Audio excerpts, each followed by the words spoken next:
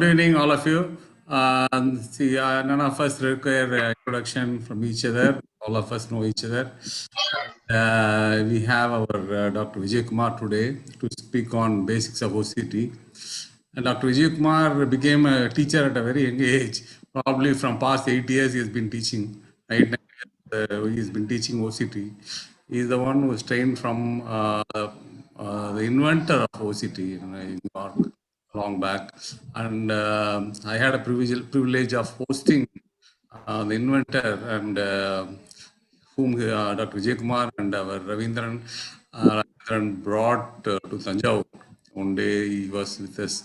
So it was a great moment of my life. So it's like I thank him for that opportunity.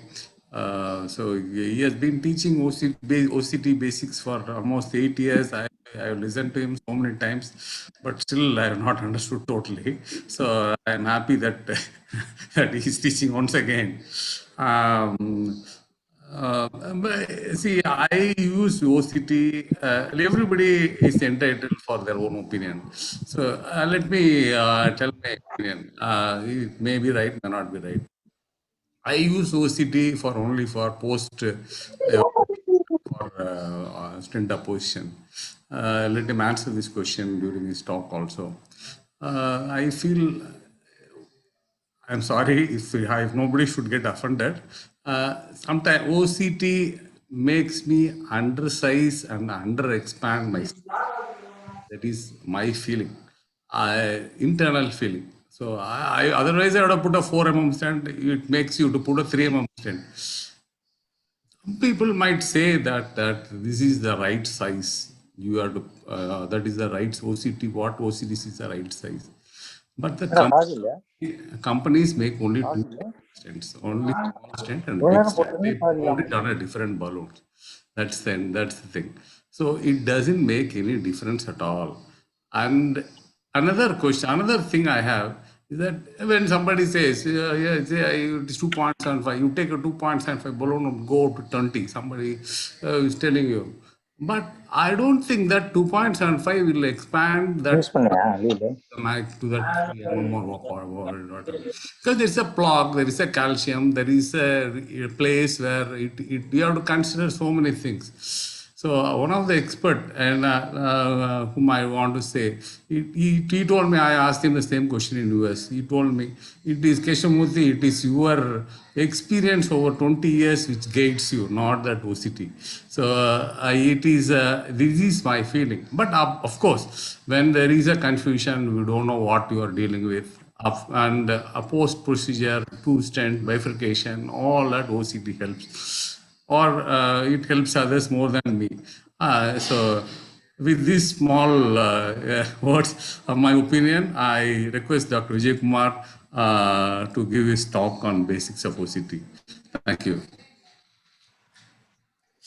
So, good morning, sir, for your kind words. I'm not sure whether my talk is going to change your opinion about OCT, but I try my best to just to show some of the basic aspects of OCT imaging for the next 30 minutes. Am I audible, sir? Keshamuthi, sir? Yes, sir. Hello. Audible. Okay. Audible. So I thank Trichy Cardiac Society for this great opportunity to spend this evening with you all. And thanks Dr. Aravind sir and Kashamurthy sir and others, Ravi and others for this opportunity. So for the next 30 minutes, we'll still see some of the basic aspects of the OCT imaging. So Aravind sir requested to keep it very basic. So I thought maybe at least for a beginner to understand what are the basic things we have to look into OCT. So it is that we commonly use two type of intravascular imaging modalities. One is IVAS, this is a sound-based imaging modality. The second one is OCT, that is your light-based imaging modality. Whether you use IVAS or OCT, both provide useful additional information that improves your procedural outcomes. And this talk has covers the following topics in brief. One is how the OCT images are formed. Then second is image display and orientation. The third one is image interpretation and few words about artifact and the stent optimization. How does this light photons interact with tissue that results in formation of your images? So first, we have to understand the two basic terminologies. One is your tissue interface. Tissue interface is nothing but a border between two media with the two different refractory indexes. What is refractory index? That is a resistance to the passage of light in a media. So these are the basic two terminologies we have to understand. The interaction between a tissue and light photons depend on three factors. One is the angle of incidence. At what angle the light photons come into contact with the tissue, and whether it is perpendicular or at an angle or non-perpendicular angle. The second thing is the smoothness of the interface, whether the interface is smooth that result in reflection like what you see in a mirror, or a rough interface that results in scattering. The third one is the difference in the refractory index. Higher the difference, more the reflection, and smaller the difference in the refractory index, less the reflection. So let's take this example. Here, the light photon comes into contact with a smooth surface and at a perpendicular interaction. So part of the light gets reflected. This reflection is based on the difference between the refractory indexes between the medium, that is your blood, and the first interface, that is your intima. And if the refractory index is lot and most of the waves get reflected from the surface, if there is not much of a difference in the refractory indexes, part of the light pass through to the next interface. So that is your media interface. And again, depending on the refractory index, the remaining light pass through the next interface, that is your adventitia and the periadventitial tissue. So this is how the light interacts with the tissue when you encounter interaction that is perpendicular and the surface is smooth. Suppose if the surface is rough, so instead of directly getting reflected, so the photons get scattered in all directions, and only a small part of it comes back to the transducer. So that is called back reflection or back scattering. Whichever it reaches the transducer, that is called back scattered. So this is what commonly happens in routine imaging. And most of it just passes away from your transducer and do not result in image formation. And suppose when the light come into contact with the interface at an angle, it gets reflected at the same angle. So 40-degree angle means it gets reflected in a 40-degree angle. And again, it does not take part in image formation. And if there is a difference in the refractive index, light doesn't pass through directly. It makes a bend when you go to the next media. So this is called refraction. So refraction again does not result in formation of images, sometimes contribute to the formation of your artifacts. So these are the basic aspects of light and tissue interaction. There are two reasons where you don't see the deeper part of the tissue. And first reason is your shadowing. As I already mentioned, when there is a large difference in the refractory index between two media, almost all the light is reflected from the surface itself. So nothing passes through the deeper tissue, so you don't see anything. So this phenomena is called shadowing. The second phenomena, when the light passes through the tissue, the light energy becomes converted into heat energy. So that result in loss of the signal strength in the deep part of the tissue. So that is called absorption.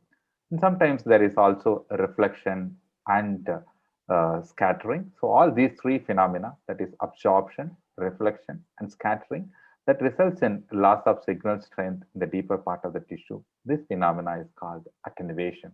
So one phenomena is shadowing. It is due to hyperreflectivity. Second phenomena is attenuation, that is due to loss of signal strength in the deeper part of the tissue.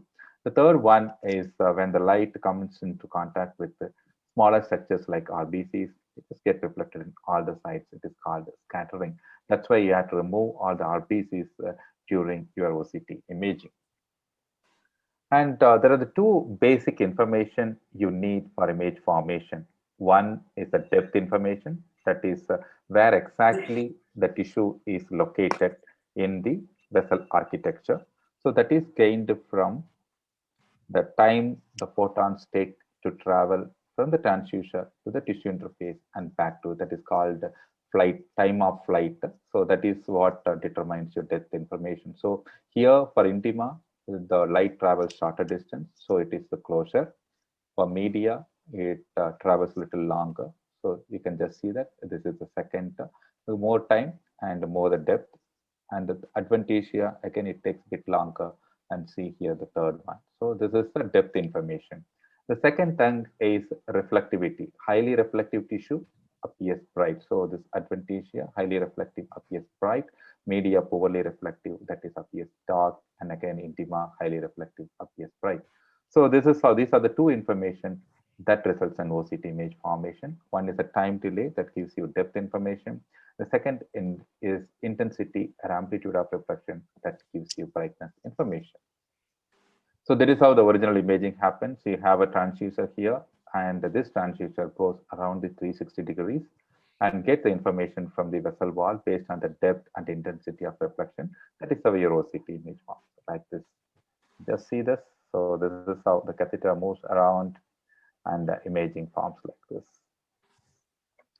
So this one is a deeper tissue and again brighter, and it is in between and darker, less reflectivity, and this one is closer to the transducer and brighter. So this is how OCT imaging is formed in real practice. What are the basic differences between IVUS and OCT?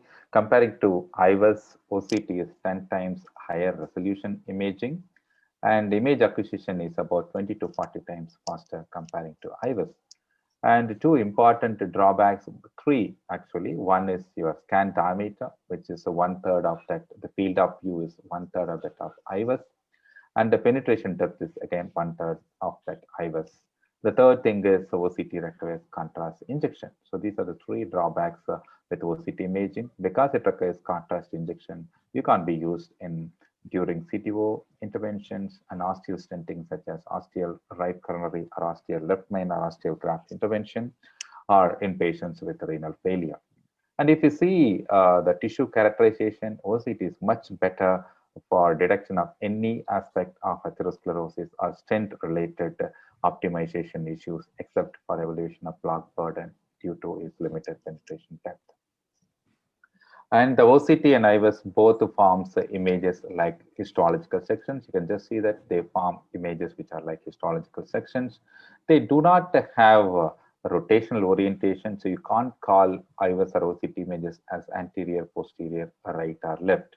We always describe abnormalities as if you are viewing the face of the clock. So you just say that there is some abnormality extending from 1 o'clock to 3 o'clock rather than something is anterior or posterior. And in contrast to echo and CT images, OCT images are oriented as if you're sitting inside your aortic root and seeing through the coronary artery. In echo and CT, images are oriented as if you are standing in the foot end of the patient and viewing proximally. It is exactly opposite what happens with IVUS and OCT imaging.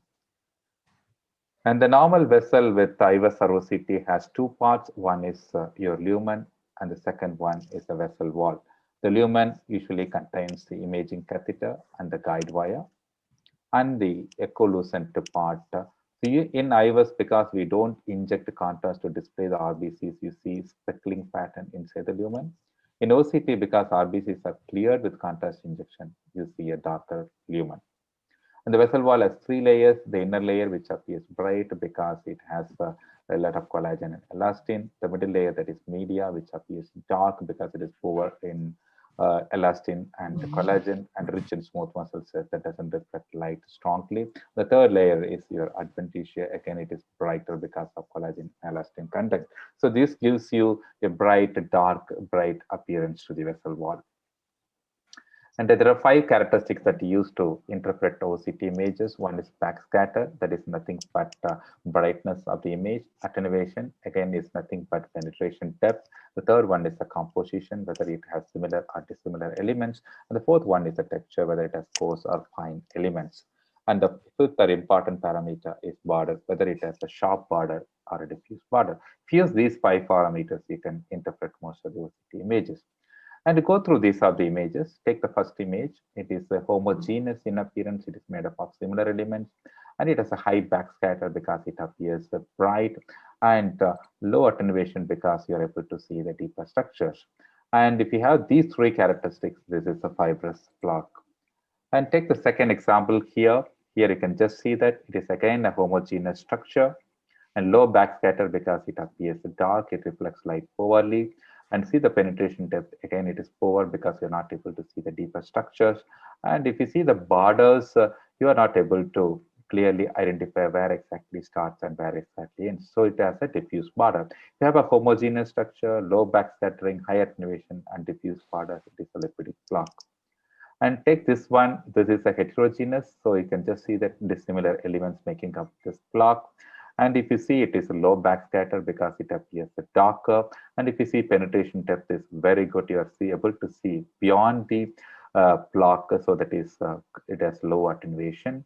And if you see the borders comparing to this structure, the borders are quite well defined and sharp. So if you have these four characteristics, it is fibrocalcific block. These are the three block we see in our daily practice.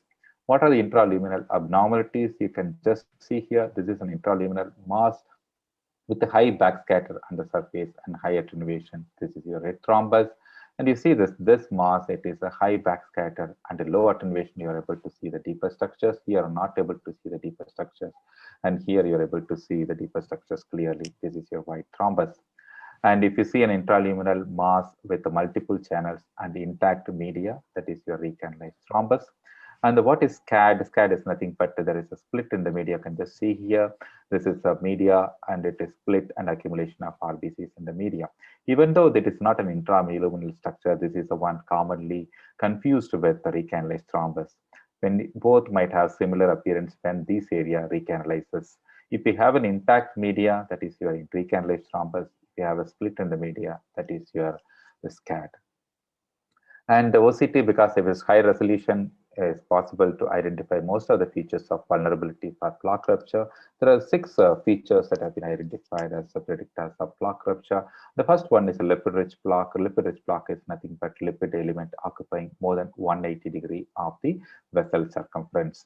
What is thin cap fibroathyroma? Thin cap fibroathyroma is a lipid-rich plaque with a thin fibrous cap that measures less than 65 microns in the thickness. Because the OCT has a 10 micron resolution, you can clearly measure the thickness of the fibrous cap. What are the microchannels? Microchannels are nothing but intraplaque signal voids that is 50 to 300 microns in diameter that persists in three consecutive frames. That is your microchannel. So this is formed from adventitia and extend to the tissue. So this is again predictor of vulnerability. What are the macrophages? Macrophages are nothing but series of signal-rich spots. You can just see that white spots with the dorsal shadowing. This is macrophage. We have a similar structure with the nose shadowing, that is your cholesterol crystal. What is spotty calcification? Spotty calcification is the one with the calcium which occupies less than 90% of the vessel circumference. So these six features have been shown to be associated with the future plaque rupture. Because OCT is a high resolution imaging modality, you can identify different pathologies that are responsible for ACS.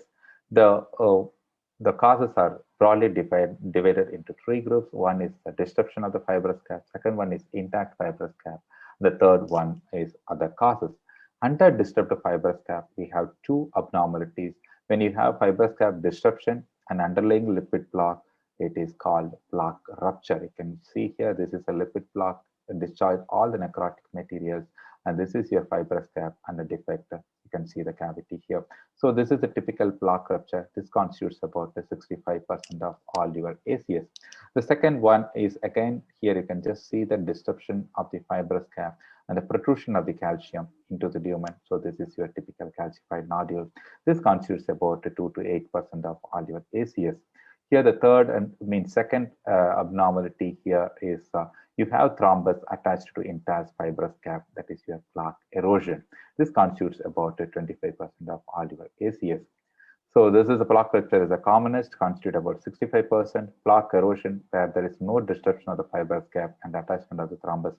Second most common cause constitutes about 25%. And the third cause is your calcified nodule, which is nothing but calcium protrusion through the fibrous cap and attaching thrombus over that.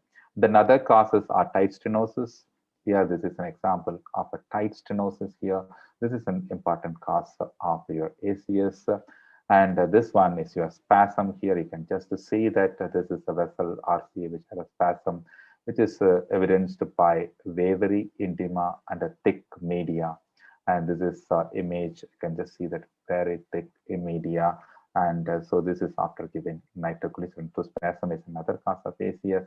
The SCAD, I already told you, constitutes about 1 to 2% of all ACS. The fourth cause is a fissure. So these are the rare causes of ACS that is detected both pathologically and by OCT. And there are two important mechanisms of plaque growth. That is, one is intraplaque hemorrhage, and the second one is a repeated rupture or erosion and healing. So, how does the healed plaque appear in OCT? OCT, it has a layered appearance. You can just see here, layer appearance with a different density. So, this is a typical example of a healed plaque. So, each layer indicates one episode of plaque rupture or erosion and the healing of the thrombus with the endothelium formation. So more the number of layers, more the incidence of events. And moving to artifacts, there are a few artifacts which are important to understand for a good OCT interpretation. Artifacts are divided into 5 types, which are artifacts related to imaging technique, image processing, guiding, imaging catheter, and guide wire, artifacts related to stent sets, and artifacts related to eccentric wire position. We shall start with the artifacts related to imaging technique. The first artifact is obliquity artifact.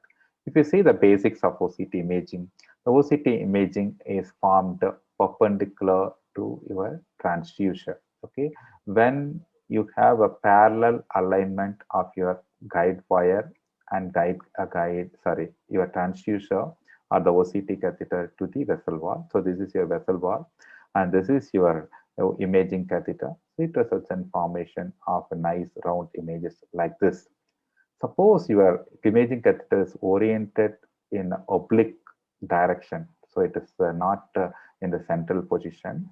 So that result in formation of an oblique image because it is oriented obliquely. The images is formed perpendicular to the orientation of your catheter. So that result in formation of oblique image. So this results from non-parallel alignment of the imaging catheter that forms an elliptically distorted off-axis image, usually occurs in vessel curvature and tortuosity. What is a clinical implication? This makes your measurements less accurate. So this is not the true size of the vessel. It is an artificially long vessel because of the oblique position of your imaging catheter. The second and the commonest artifact is residual blood artifact. So this is your residual blood. Results from suboptimal flushing. It produces a signal-rich swelling pattern within the lumen like this. And what are the clinical implications? It may falsely be identified as red thrombus, or it may limit the characterization of the underlying tissue. So these are the two artifacts that resulting from imaging technique. There are three artifacts that are related to image processing. The first one is your shoe-up artifact. If you know for the circumferential image to form, the catheter has to remain in the same position for the completion of one cross section. Suppose the catheter or the vessel moves before completion of formation of one cross section. So that result in fusion of two cross sections rather than a single cross section. So usually happens in AV groove arteries such as RCA and LCA. They move rapidly during cardiac cycle. So there is results from rapid movement of the artery or imaging wire. This results in single radius of misalignment in the circumferential image. So this is called step or shoe up artifact. And then again, the catheter has to rotate at a constant speed to form a good circumferential image. Suppose there is a reduction in the speed in part of the circumference that result in smearing or onion peel appearance of your image. That is called NURD or non-uniform rotational deformity because it results from non-uniform rotation of your OCT transducer. So this results in variation in the rotational speed of the imaging catheter along the circumference, produces smearing within the arc of the circumferential OCT image, usually again results from vessel tortuosity, tight stenosis, heavy calcification, or equipment imperfections. And we already explained that OCT has a limited field of view. Suppose you have to image a vessel which needs a large field of view. Suppose you take a left main bifurcation. Because of this limited field of view, what happens that the aliasing happens in the Fourier transformation, like what you see in the pulse wave Doppler, where your a Doppler speed exceeds the limit of your pulse wave Doppler, it results in aliasing, that is, or fold over of your Doppler signals. Similar thing happens in OCT also. When the field of view is smaller and your artery extends beyond that, it results in folding of part of your vessel wall. Usually happens in left main bifurcations where you need a big field of view. So here you can just see that L6 is just a folding inside. So this is an artifact. You should not mistake this one for a dissection. So these are the three artifacts that result from inappropriate image processing. And there are two artifacts which are related to imaging catheter guide wire. First one is shadow. As we already explained, shadow results from a reflection from the surface, and you don't see the deeper part of the tissue. So shadowing is nothing but reduction in the signal intensity beyond the structure. Usually happens across high wire and metallic stent sets, and most often with the small bubbles in the imaging catheter. This is the second one of the preventable cause of an artifact. What is the clinical implication? It limits evaluation of the underlying structures. And what is multiple reflection artifact? Multiple reflection is nothing but reflection within the facets of the catheter. So that results in formation of one or more circles. I'm not sure whether you're able to see. So there is an additional circle here that is centered on your imaging catheter. So this is what happens in multiple reflection. So here you just see that this is your transducer here, and this is your imaging sleeve, the sleeve which covers the transducer. The reflection happens between these two, and the what happens actually each time it gets reflected, the system counts as a one distance. Suppose it gets reflected for two times, system counts as two distance and form a ghost image at two times the distance between the reflecting surface and the transducer. If it is three times reflects, it forms at the third times the distance. So that is how the multiple reflection artifacts form both with IVS and OCT. So this is an example of multiple reflection artifact that result from the reflection between the facets of the catheter. So the stent sets are an important cause of artifacts during imaging. So take this example here. So this is a typical stent set. This is your luminal surface, and this is your abluminal surface. And usually, because it is a highly reflecting surface, all the light rays get reflected from the surface, and there is shadowing over the deeper part of the stent sets. So you see only the surface, you don't see the abluminal part of the stent set with your OCT imaging. In addition, because it is a highly reflective surface, there is a glare on the surface that is called blooming. So what actually you see is only this image, and part of it is an artifact that is blooming, and part of it is a leading edge of your stent. So it is somewhere in the middle your actual stent starts. So you have to make all the measurements from the middle of what you see on your OCT image. Okay, what are the other artifacts related to stent sets and reverberation? Reverberation is nothing but multiple reflection artifact, what you saw with this imaging catheter. So similar artifacts can occur with stent sets. So when it occurs with the stent sets, it is called reverberation artifact that results from stent sets. What is the clinical implication? So you should not think that there are multiple layers of sensors in the vessel wall. And because it is a highly reflective structure, when this reflection is beyond the dynamic range of your imaging system, so that result in formation of an artifact called saturation artifact, because it results from saturation of the dynamic range. So it is called a saturation artifact. It appears as spokes of high and low amplitude signals that emanate from the center of the imaging catheter. So it's the spokes starts from center of the imaging catheter and passes through the stent sets into the vessel wall. So this is called a streak or saturation artifact. And there are four artifacts that are related to eccentric wire position. First one is a proximity artifact. Because this imaging catheter is closer to the vessel wall, this part appears much brighter than the other part of the tissue vessel wall. So this is called the proximity artifact because it results from proximity of the imaging catheter to the vessel wall. The second one is the tangential signal dropout. See, ideal image formation requires your catheter to be in the middle and all light rays passes perpendicular to the vessel wall. So that result in nice and round image formation. Suppose your vessel imaging catheter is closer to one side of the vessel wall, all your light rays passes tangentially rather than perpendicularly. So this is called, so that result in signal loss tangential to the imaging catheter. So here you just see that lipid-like appearance, but it is actually an artifact rather than a lipid-rich block. So this is called tangential signal dropout artifact. And eccentric catheter position results in two other artifacts. One is called a merry-go-round artifact. So that is nothing but reduction in the lateral resolution when you travel more distance from the imaging catheter. So the image quality depends on the distance between the image rays. So here, if you have an image tissue which have a better image quality because the distance between these two rays is very small. But suppose you have it in a distance, here you just see that the distance between two rays is longer. So that result in widening of your tissue, most probably whenever you have your stents. So that result in wide or broad appearance, as if you are seeing in a merry-go-round. When you stand on one side and see that the structure on the opposite side will look elongated. So this is your merry-go-round artifact. Then other thing is for a normal stent set orientation, the imaging catheter has to lie in the middle and all the light rays have to be perpendicular to the stent sets.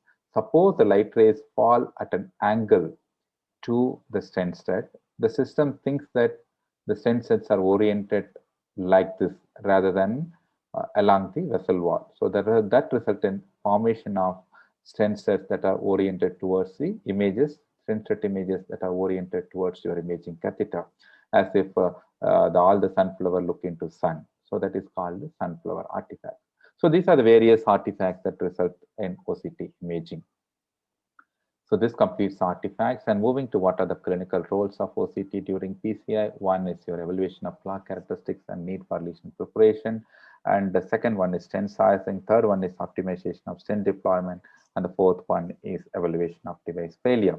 So what are the two information you need before you perform PCI? One is whether the plaque is going to produce no reflow.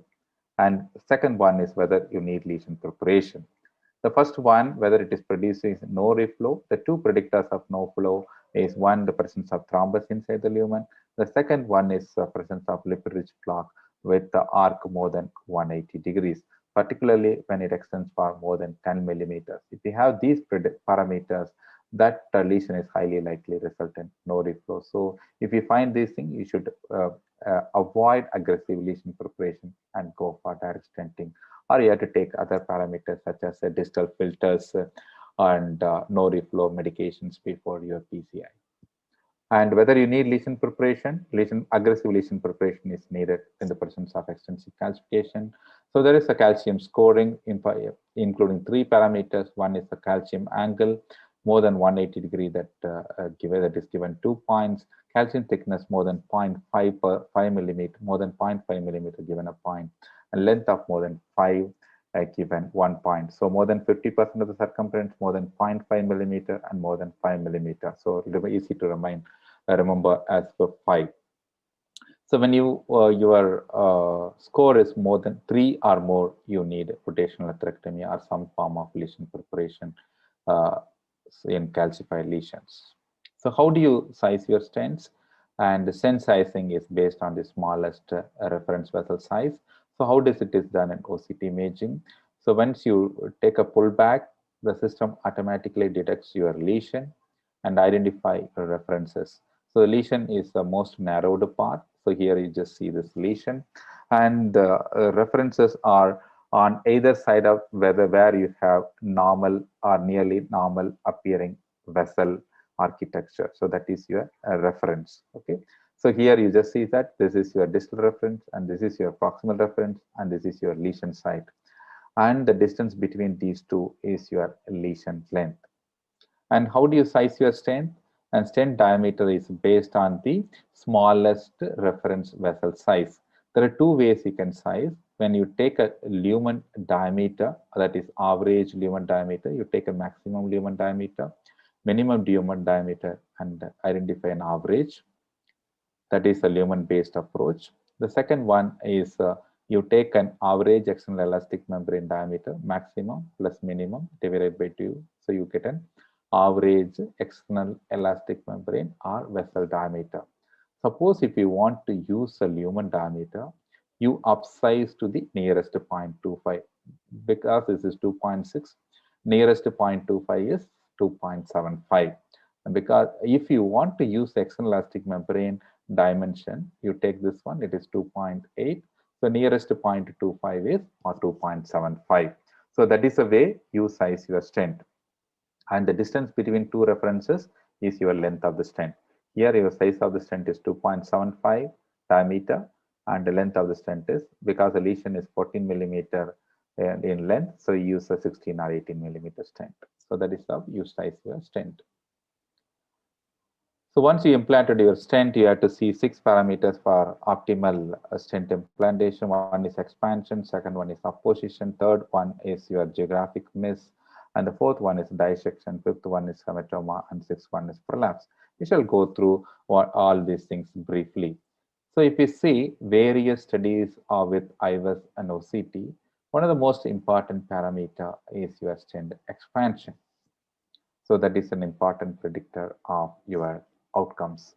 How do you define stent expansion? The quantification is based on the minimum stent cross-sectional area. There are two ways of expressing it. One is relative to the reference vessel lumen area, either proximal, distal, or combined. So that is a relative stent expansion. The second one is expressing it as with absolute lumen area. By expressing it, this is about percentage, and this is expressing it by an absolute number.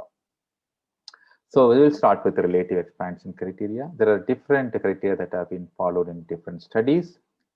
And there are three recent criteria that have been used in the recent studies. One is the Elimin criteria, which used expansion criteria as they divided the stent into two halves.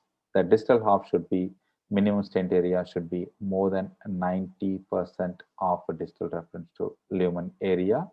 The proximal half should be minimum stent area, and the proximal half should be more than 90% of the proximal reference area. So yeah, they used both the references, and a distal reference for distal half and the proximal reference for proximal half. More than 90% is considered to be an acceptable stent expansion. In the doctor's trial, they used as an average reference. So your minimum stent area should be more than 80% of your average reference lumen area. And an opinion study used more than 90% of the average reference lumen area. So what are the problems with relative stent expansion criteria? Many of the trials did not achieve the protocol required stent expansion. So even then, OCT or IVUS guidance resulted in clinical benefit. So just to see that only half or less than half of the patients achieved stent expansion. So this number of patients did not achieve stent expansion in different studies. So more than 90% criteria is ambitious and frequently out of reach. And less stringent criteria, that is about 80% expansion, will result in less incidence of under expansion. You see that this is more than 100% of distal reference, more than 90% of the average reference, and this is your 80% of average reference. So 80% resulted in less incidence of under expansion. So what about absolute criteria? So what is the stent area that predicted lumen area of more than 4 millimeters square during follow-up that is considered to be non-flow limiting? With the bare metal stent, it is 6.5 millimeters square. With the sirolimus eluting, it is 5 millimeters square. Paclitaxel eluting, it is 5.7 millimeters square. And everolimus eluting 5.3, and jotrolimus eluting, it is 5.4. It is about 5 to 5.5 for your drug-eluting stent and 6.5 for your bare metal stents. And there are some difference between IVUS and OCT. This is an OCT derived areas in by OCT. For drug-eluting stent, the area varies from 4.5 to 5 millimeters square, and for bare metal stent, it is about 5.5 millimeters square, about 0.5 millimeters square smaller than comparing to IVUS. And what about smaller vessels? Smaller vessels, it is about 3.5 millimeters square is the cutoff area. determined by your OCT imaging. And what is the limitation of absolute area criteria? The cutoff may not be achievable in small vessels in about 30% of patients and may result in stent undersizing in large vessels if you take a single lumen cutoff. There is a stepwise decrease in the event rate with a larger minimum stent area. Larger the area, minimum the events. And evidence exists that cutoff for absolute stent expansion that predict future events differ between BMS and DES. BMS require a larger area, and the areas are much smaller with OCT comparing to IVS. Different criteria may apply in case of frontline lesions. You need a larger cutoff values. So these are the various limitations of absolute area criteria. So why this things happen? So you take these three examples. When you have an RCA where there is not many branches in the proximal to the distal vessels, so all the branching happens at the bifurcation. So there is not much change in the vessel caliber. So in this, whatever criteria you use, either absolute criteria or average reference lumen or two reference lumen, and there is no difference. But when you have a branching pattern like left main or a tapering vessel like LAD, and you need a different criteria for the determination of stent expansion. And what is the most appropriate criteria currently available? That is called volumetric criteria. So this is available in the current OCT systems. This takes into account your vessel tapering and the side branches. So what happens actually, the system calculates a lumen profile like this, and based on the side branches and the reference lumen area, and it predict the ideal lumen profile. So this is the ideal lumen profile, and this is your lumen profile what was detected by the system. Based on these two, it calculates frame by frame minimum stent expansion or stent expansion index. So you can, by using this one, you can easily identify stent under expansion in each frame because it is calculated at each frame. So this is what followed in your taper reference method in the current OCT systems and considered to be the most appropriate method to identify your stent under expansion. So what is the current recommendation? The current consensus recommends a relative stent expansion of more than 80% of the average reference lumen area. And if you use a minimum absolute area criteria, it should be more than 5.5 by IVS or 4.5 by OCT in non-left main lesions. And this is how stent expansion is determined. You have to just to see that distal reference is 6, the proximal is 6.7, average is 6.35, and this is your minimum stent area, that is 6.6. So this stent is more than 100% expanded comparing to the reference areas. And moving to malapposition, malapposition is nothing but lack of contact between the stent and vessel wall. It can occur during stent implantation or identified first time during follow-up.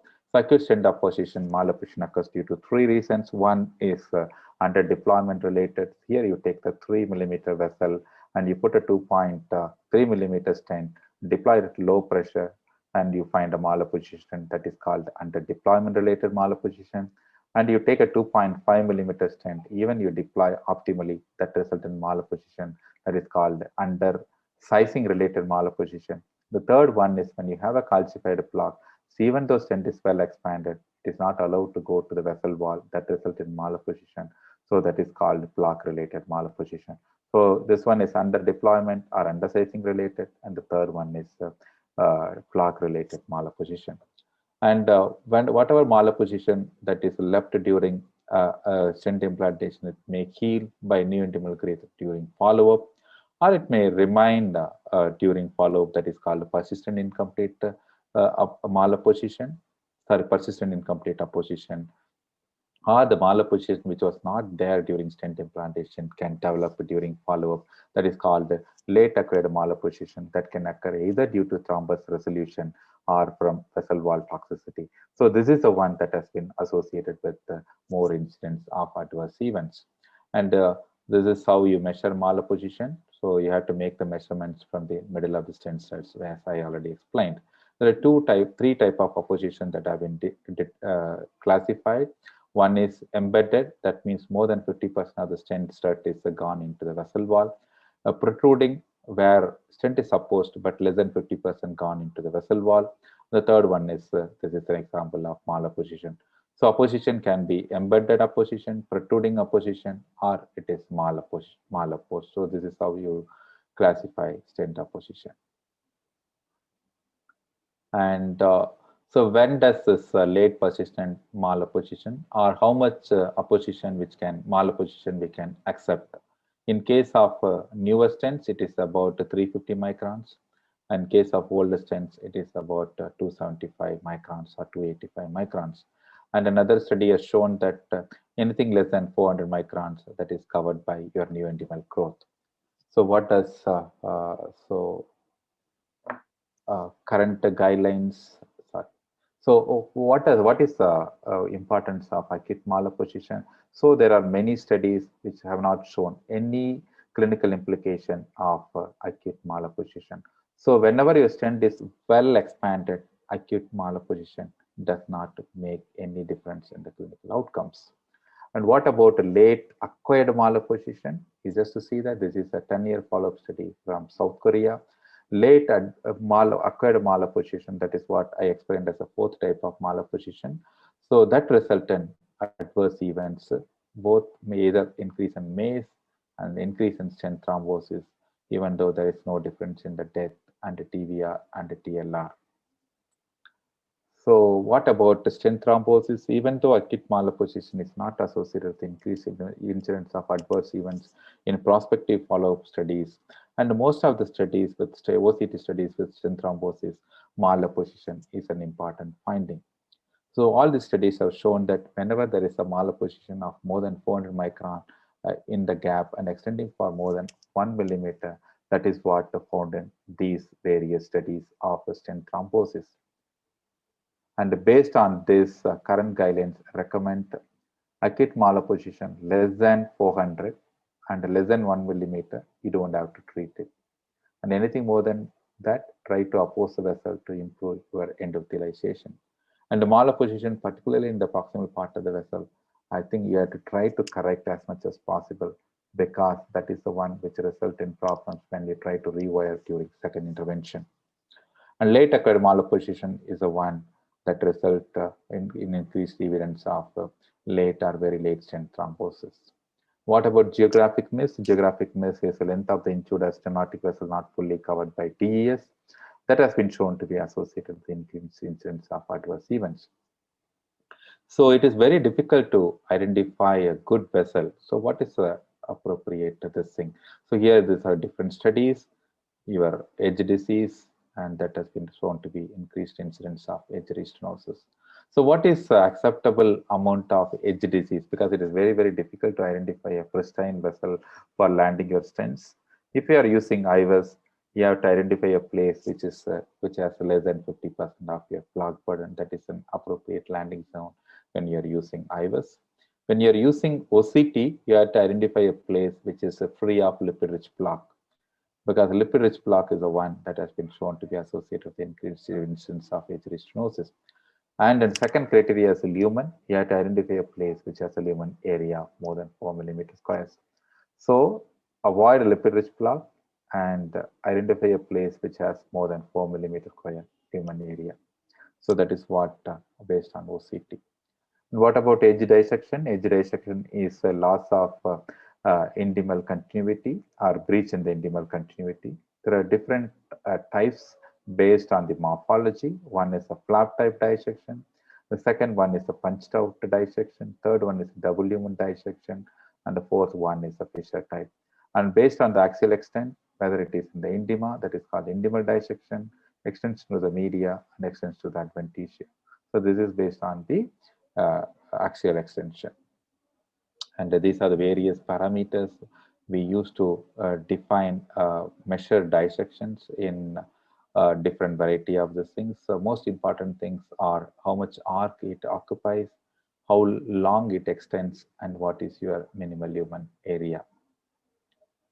So what are the various predictors? Vessel overstretching and the presence of atherosclerosis at the stent edges, particularly presence of fibrous calcific plaque and thin cap fibroathyroma and an eccentric plaque. These are the various predictors of dissections.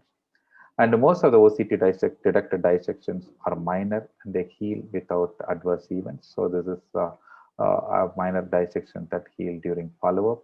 The mechanism of healing is layering or tacking down rather than filling the gap with the plaque material. So it is layering. So then it is layer and forms thrombus and other things, and the endothelialization. That is how it heals. And these are the various predictors of poor healing: angiographic flow compromise, maximum flap length, and dissection flap thickness of more than 300 microns, double lumen dissection because of the persistent flow that doesn't heal, and a smaller residual area. And again, it is an important predictor of adverse events. And the reference vessel disease, and again, if you landed in a plaque and dissected, highly likely result in prob issues. And distal edge dissection because it is against the flow rather than proximal edge dissection. When it is extending to media, that indicates more severe form of injury, or it may result in formation of hematoma. So these are the various OCT predictors of adverse events associated with or overhealing associated with the dissections. And what is the current consensus? Current consensus advises to treat large dissections and to avoid maze. It is the presence of residual plaque burden, an extensive lateral extension, that is extension more than 60 degree of arc, longitudinal extension of more than 2 millimeters, and involvement of media or adventitia, and distal dissection. So these are the various things. If it is present, you have to treat those type of dissections. So this is an example here. So we implanted a 2.5 millimeter stent. Here you just to see that there is a big distal dissection. Here you see there's a big plaque burden. The lumen areas are smaller, and the dissection is extending to the media, and it occupies more than 60-degree arc. So when you find all these characteristics, these are the dissections you know to treat. So here we are treated with an additional 2.25 into 12 millimeter stent. What about hematoma? Hematoma is nothing but accumulation of blood and flush medium in the medial space. So here just see that there is a dissection, and in the dissection there is no exit, and there is accumulation of blood in the medial space. So that displaces the internal elastic membrane inside and compromises the lumen. And it occurs in about 7% of all PCIs, 36% it occurs in the proximal reference, 18% confined to the lesion, and 46% it occurs in the distal reference. 60% has an appearance of a dissection and angiography, 11% has a new stenosis, and 29% has no residual, no significant abnormality on your imaging. So it has been associated with high incidence of non-QMI, repeat revascularization, and sudden death. So you have to treat any hematoma that is identified with your imaging. So this is an LCX stenting. Here you can just see that there is a smooth narrowing distally that does not go away with your NTG injections. And here you just see that there is a big hematoma, that is accumulation of blood in the media. So this was treated with additional stent implantation. So this is a 3D imaging. You see a narrowing here and treated with additional stenting like this. And tissue prolapse, OCT is a highly sensitive modality to identify tissue prolapse. There are 4 types. One is a smooth tissue prolapse. You can just see that bowing of a tissue inside the lumen and a smooth surface. And this is a fibrous plaque that is disturbed, that is extending into the lumen through in between the stent studs. The third one is irregular tissue prolapse that results from tissue damage by the stent studs in getting into the necrotic core. This is all necrotic core that is protruding into the lumen. And this is a thrombus. Thrombus is defined as any mass which is more than 250 microns. So 3 types of tissue prolapse are you have thrombus inside, occurs more commonly in ACS. And if you see that different type of tissue prolapse, if you have your irregular tissue prolapse, that has the same amount of clinical significance as under expanded stent. And what is prediction of outcomes when you have a tissue prolapse more than 500 microns? That has been shown to be associated with adverse outcomes. So whenever you have a tissue prolapse, which is more than 500 micron thickness, or when you have an irregular tissue prolapse, or when there is more than 10% lumen occupancy, or when you have residual lumen less than 4 millimeter square, this all have been shown to be associated with increased incidence of stent thrombosis.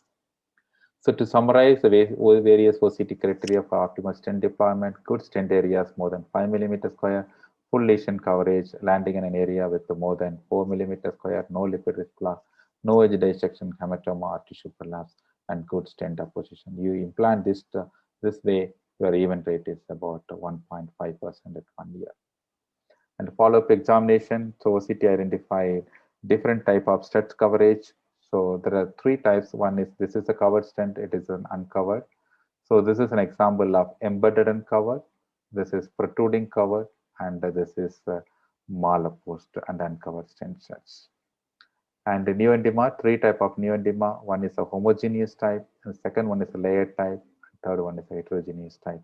And this is healthy neoedema, and this one it might be due to a polysaccharide formation in this area, and this is a good neoedema, and this is all resulting from a hypersensitivity reaction to your stent sets. New atherosclerosis is nothing but atherosclerosis in the inside the stent. So you can just see a typical appearance of thin cap fibroadenoma, calcium, red thrombus, white thrombus, mixed thrombus, and intimal rupture. So all these things can happen inside the neoedema that is called neoatherosclerosis. The last stent. So this one is another abnormality that is detected during follow-up. There's nothing but late occurrence stent malposition. So here you can just see the stent sets and the vessel wall just receded away from your stent sets. That resulted in irregular appearance, bulky appearance on your angiography. And finally, the stent failure.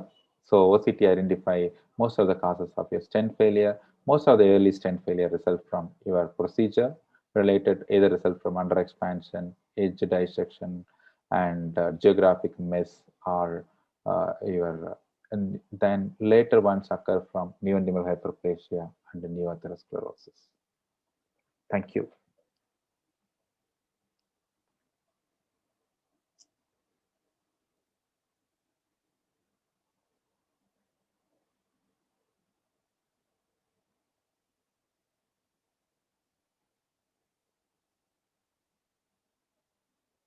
Looks like everyone slept in this I'm class. here. I'm here. I'm here. I've been watching. Uh, uh, so, I remember, thanks, Dr. Vijay Kumar, you had an excellent talk. Actually, I remember in 2017, TIC, we Okay. invited you for a talk in OCT. At that time, you started your OCT teaching.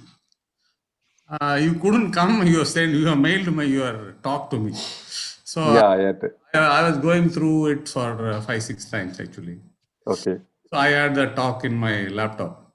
At the time, you had at the maximum 20 slides, small amount of information, some basics. Now you have so much of information and so many detailed studies, so many criteria, so much of consensus, so much of knowledge you have given in half an hour to 1 hour. For a young cardiologist who does around 10 cases a month, this much of information and variables, it could be that, or is it, extremely, it's all very interesting. This is a way to go. Science is that way, that is the way. But it is very difficult, and it's a huge information, and it continues to expand. So, Yeah. and maybe 2025, 22 consensus, the entire things might change. A lot of somebody who, I just want to tell you something. I am not supposed to tell this in forums. I never. I have a lot of things in my mind, but I don't. I never reveal in other forums. But Trichy Cardiac Club is meant for that. Actually, these are all our close friends whom with them I can talk anything. So somebody who doesn't have an OCT, in my experience, we are the first one to get OCT in the entire state after Chennai. I'm sorry to, it's not propaganda. I'm telling you. I strongly feel OCT cannot be a guide. At the maximum, it can be a tutor. It can just guide you, and many of times my feeling is it ends up in putting a 2.75 stent in a proximal lady rather than I would have put a 3.5 minimum max ordinarily. And even for edge dissection and plaque prolapse, you might have a hazy feeling. One might additionally put another stent and come out. So that might kind of criteria and plot collapse numbers and so much of information. Is it in my practice, when I see that kind of block rupture, block collapse, even though criteria doesn't match, you may put an additional stent and come out. So that is what is more practical. Even this what differ study, I think FFR, Rajiv Ravindran is there, and you are going to have that erosion study. Based on that, you are going to differ all the states. We have practical information. I tell you, one surgeon from Tanjore went to Chennai for procedure. They differed based on a fantastic, perfect FFR, hoping that telling that you have to maintain your LDL less than 70. It is not coming down below 100. So they put him on 80 mg statin, STB, all these things. He developed proximal myopathy. He is coming back and telling me, I'm sorry, I left you and went to Chennai. Now I am not able to operate. See, this is a practical thing. And most of the time, we are not able to maintain LDL of 70. See, based on that, even though tools are there, they are all scientific, I accept. But coronary is not a rigid tube. It expands and it continues to expand, late malapposition, whatever. So you are not expected to behave the same way in a proximal lady, non-factor proximal lady, and an OM2. You can put a stent which slightly under expand is okay, but proximal lady, you have to put a slightly bigger stent and expand it perfectly. So if a young fellow who has got less experience and who is trying to do OCT, I feel he will continue to do OCT rather than focus on the lesion, and it might ultimately end up with suboptimal results, which I feel, even though studies talk otherwise. Luhmann study says that young fellows using OCT have a perfect result, but I feel that lesser volume, people with lesser volume, young fellows doing OCT will be concentrating on OCT picture rather than expanding the lesion, expanding the stent.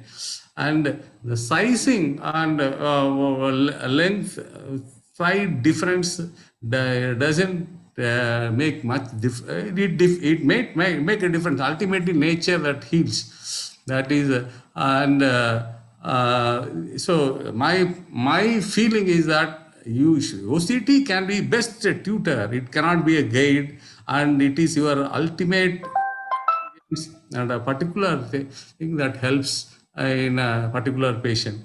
I'm sorry if I offended somebody, company, or this is my practical feeling.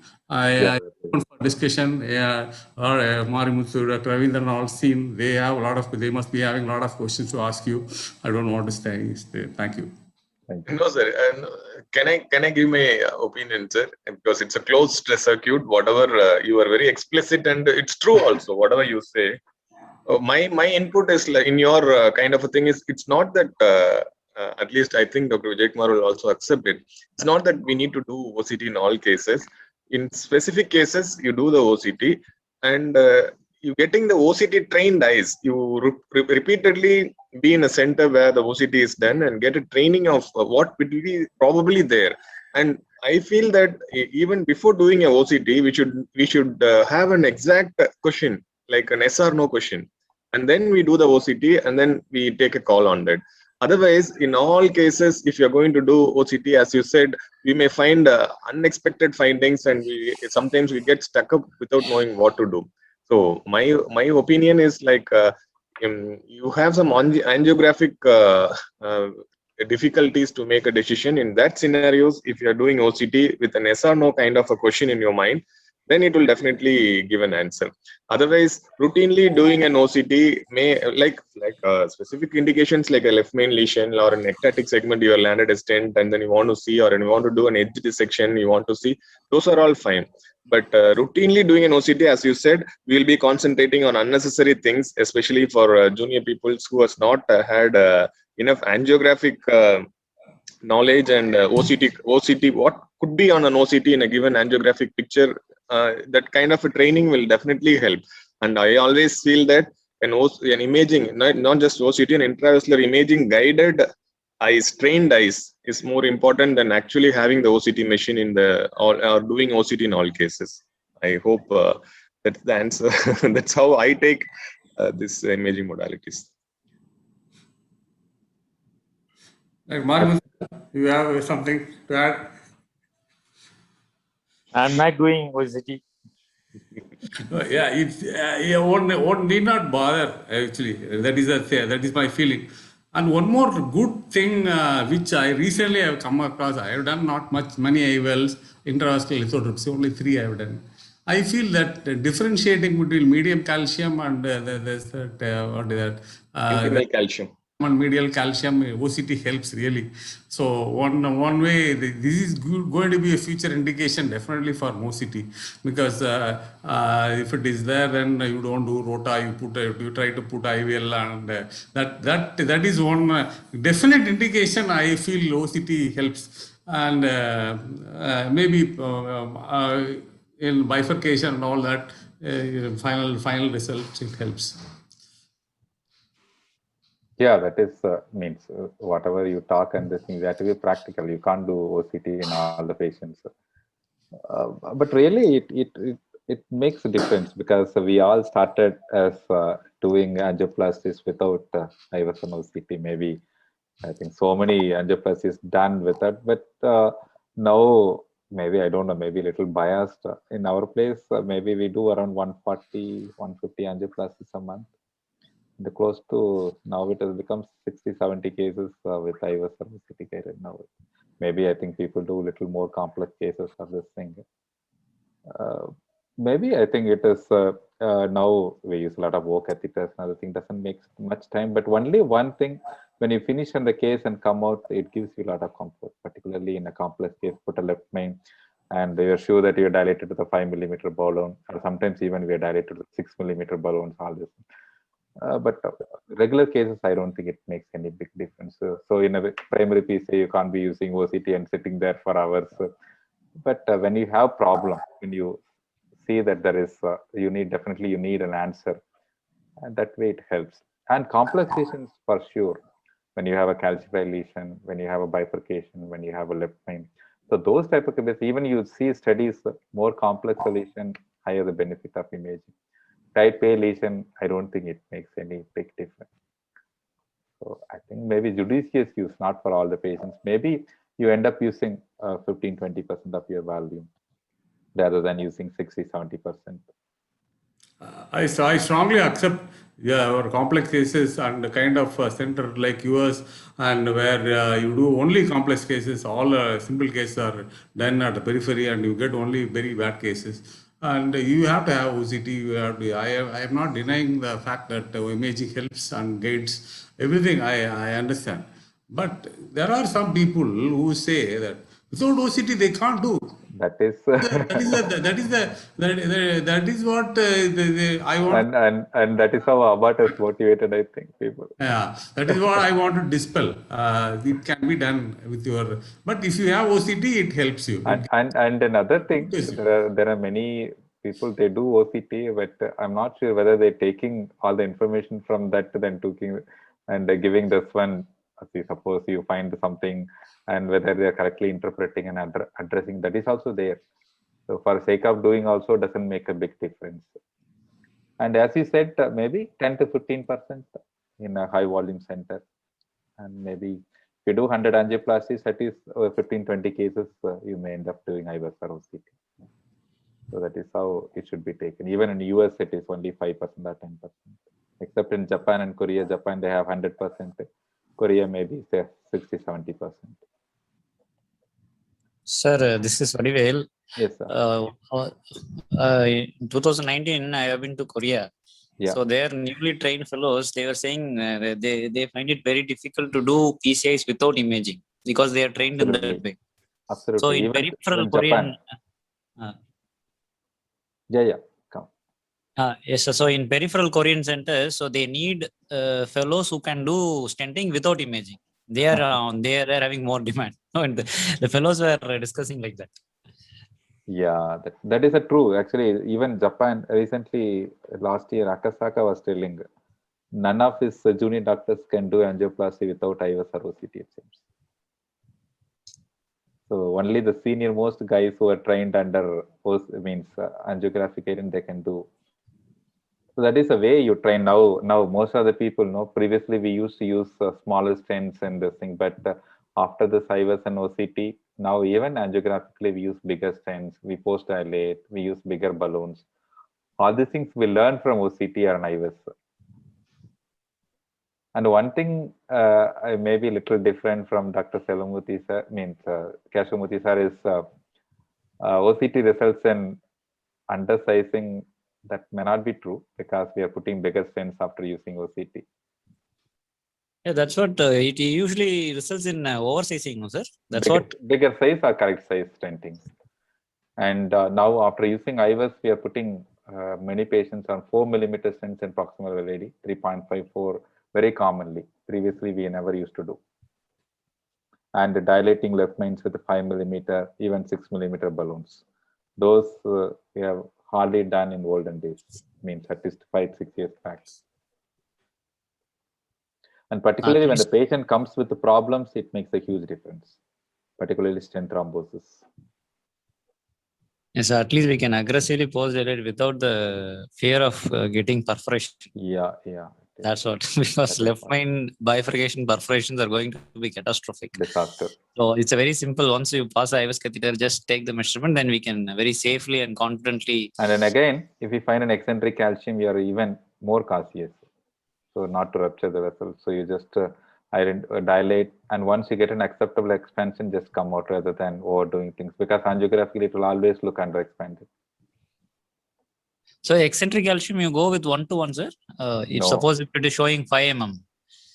No, it is. Distal bifurcation is showing 4. Depends on how much calcium you have. It is severe eccentric calcification, and particularly it is protruding into the lumen. And maybe if it is approximately something better to send the patient for surgery rather than trying to do something.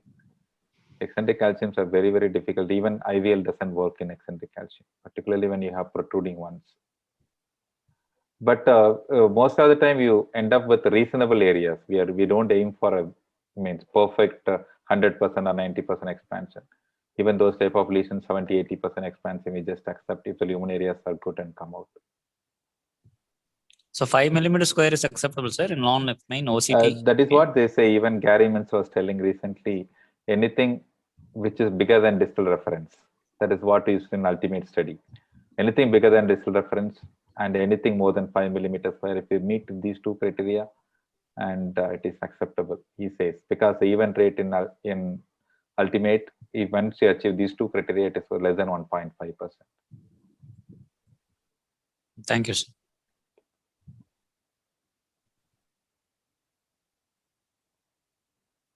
Ravi, I think you're muted.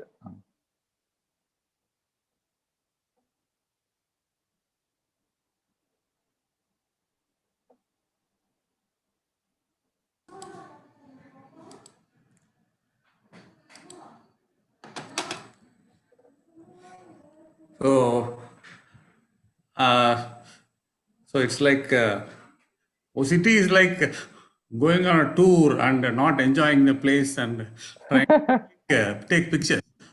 And yeah, when you go there, you should enjoy. So I think one should practically expand, put a big size tent and expand it. OCT is meant for expansion only. So after on expand it and enjoy the feel of expansion and deletion rather than take multiple pictures. Probably for presentation, I take final. Most of the time, I take it for presentation, and that is okay. But overuse may not be. But anyhow, it's all scientific. The talk you gave was so informative, and all these criteria we have reviewed. Any more questions? Anybody who is? Keshavamurthy, sir, have you ever felt that you should not have done OCT in any of your patients because it has produced some? Because once I heard you were discussing like that, I am not very sure. Once, anytime you have felt that if I would have not used OCT, I would have produced better result? You are asking me? Yes, I am asking you, sir. Yeah, obviously. See, OCT has helped in complex situations. Whenever we are in trouble, it has helped me a lot. There is no denial. Absolutely, there is no denial. But I have heard some youngsters and even somebody talking without OCT, they can't do. That is not without an imaging. Imaging helps. Yeah, if you have, you should have imaging, and you should get it. If you have, it's excellent. But once you get it, or once you get used to it, you will get a virtual IVS, virtual OCT picture when the angio runs. That is what Rajendran was telling. Probably that has happened to me, and now I don't require in most of the cases. That feel that gives you a feeling most of the time you do not require it. And in practice, if there is a edge dissection or a prolapse, you count numbers and put multiple use, wait for there for half an hour, make the patient wait for the patient, and you don't know what will happen. In case something happens, he will come and slap you. So what is the point? That's the practically put another edge, one more stent, be at peace. That is the practical thing which we see in a small practice, small town like ours. This also should be borne in mind that and most of the time the section will be small. If mild haziness, the section will be small in OCT. So that gives you an assurance. Okay, fine. That is also small. This is also small. Less than 2 millimeter. Fine. We can leave it. It will heal. So that is also there. Should have OCT, but if you don't have, nothing great about it. Sir, Suraj here, sir. I have a question.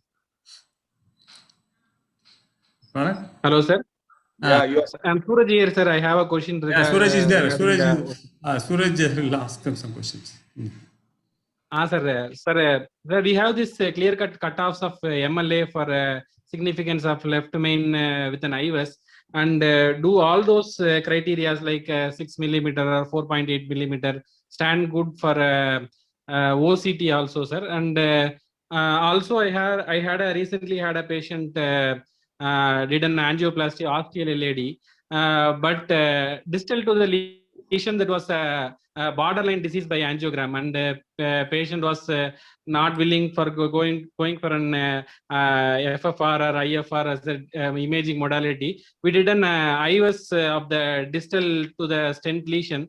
The minimum lumen area was around 2.4 or something, but angiographically did not look significant, and we left it like that. So is there a clear-cut cutoff for a significance of a lesion by OCT? And we all know that physiology is better, but then if you are constrained with only one imaging modality, or when FFR could not be done, will a clear-cut value be enough to decide on whether to stent or not? Yeah, that is no exact means.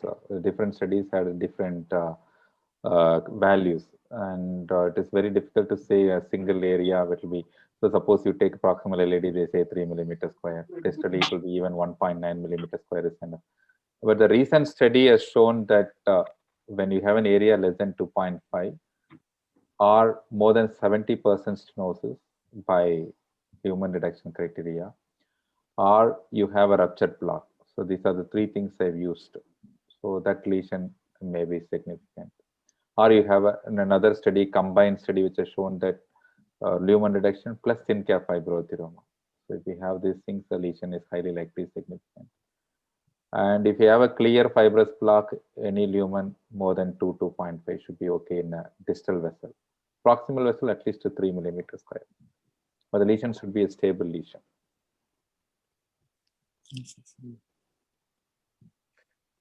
Sir, I have a question for you, sir. Yeah. Sir, regarding this, they say that the zero contrast intervention using IVAS. Yeah. Now with saline contrast, is it possible with OCT also? What do you feel? Yeah, we have done a case. Oh, Not really? many. So Okay. we done even that was long back. It is published in Indian Ordinal Case Reports or something. Okay. Vandakumar has published. Okay. It's a zero contrast OCT guided OCT intervention. guided PCA. Okay. So this saline contrast is okay with both side system or no, because in the LED it may not be so good because of the The septal side sleeving. branches. But you have to use a little higher volume. But LED, I don't think we have tried any case. RCA has been tried, and we did a graft. The graft is the one which was published. Yeah, yeah. Graft, I think that kind It of is easy because problem. it doesn't go to any other branches. Yeah. LED is little tricky, difficult. Now people do with the half contrast. The saline contrast, somebody from this thing, no? What is it? Yeah. Some PGA. Ankus Gupta, somebody. okay. He's from PGA or somewhere. And you, No, someone from Nagpur, I think. yeah, Nagpur or it's all the PGA group people. okay. PGA plus those. I think Rajesh Vijayvarya, that group, that people have published. Another question is like while doing this left main imaging using OCT, they say that one Dr. Keshamurthy has described this flower pot technique of putting the supple wires and putting side holes and exactly controlling how much the guide engages. Yeah, that otherwise you can use guy liner. Using a guide liner, in the sense, they say that now there is a transparent guide extension that can. But even regular guide liner, no, you How can come just that will see help, sir? outside. Because once the guide, once the No, outside you can see. you can see through the guide liner. You mean? Yeah. How come? It's an opaque thing to light, no? But you can see. Maybe you just read those articles. We have not tried any, but you can Okay. see through. So that is one of the techniques. You can No, image they say that RCA left now main. this Medtronic is launching some guide extension. Yeah, they They have. say that is a transparent thing. So in that Okay. you can do a OCT, but the routine guidelines that we have, I don't think you can because Yeah, that is what it has been published. Actually, I have also seen few these things. When you use the guide liner, no, you can see outside. okay, You can see okay, outside all this thing. Medtronic one we have used, but not used for an OCT. The new guide extension is very good. Oh, in what sense it's better, sir? You mean? The trackability and other things are much better than Boston and guide liner one. This name is I forgot the name. And you know about this trap liner? There's something. But I think it is not available in India. So we can use a trapping balloon the same over the same wire. You have a trapping balloon Okay, over the wire, no, okay, beyond your this thing, the guide extension part. You have a balloon, so that traps your wire instant. That means wire. But again, everything cost involved. No Maybe, need for trap liner for our Indian setting. We can use an aux balloon very well. yeah, that is the best Use trap aux liner. wire, we can use aux balloon. We can do everything. No need for trap liner, sir. true. All the things at cheaper cost. No, we use a trapping all old balloons only 2 millimeter, 2.5, and 3 millimeter balloons. But it is good. Only thing it traps air. So you have to be very careful. Which When one, you, sir? the trapping technique, when you use it, you Okay, have to de-air the system very carefully once you remove the balloon. okay. Just to suction air. No, we have to Just deflate. occlude the guiding and open, no? That space it just suction air. So that is Okay. one thing you have to be careful. But otherwise, it is a very good technique. You don't have to worry about. But putting all these things is very means once you wire a difficult lesion, if you don't want to lose it, it is always better to use the trapping technique. Sir, regarding this NIRS, the near infrared spectroscopy, is there any specific advantage that you feel it will give over and above the OCT and IVS? Maybe lipid-rich plaque detection might be a little better. Does it make any difference in our management, in practically? I don't think so, practically.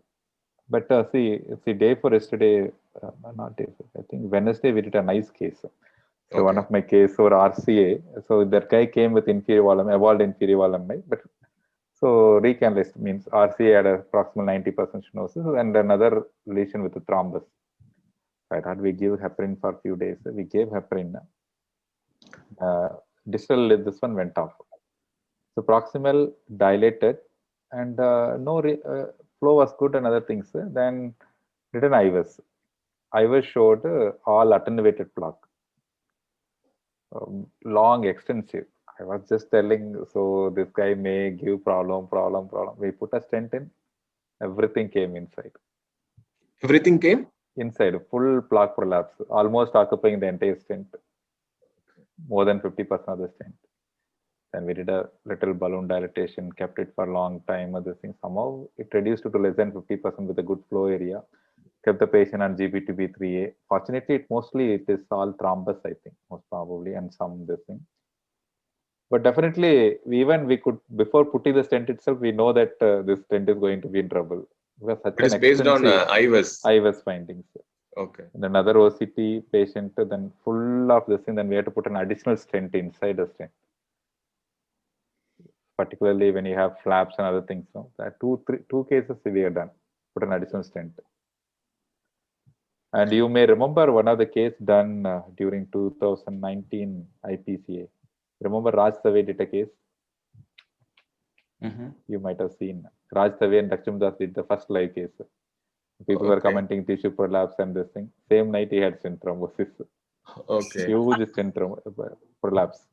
Okay.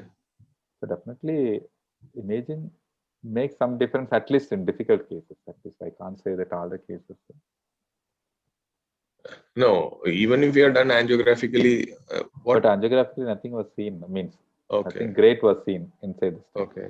But when you did little haziness, we would have definitely left it alone.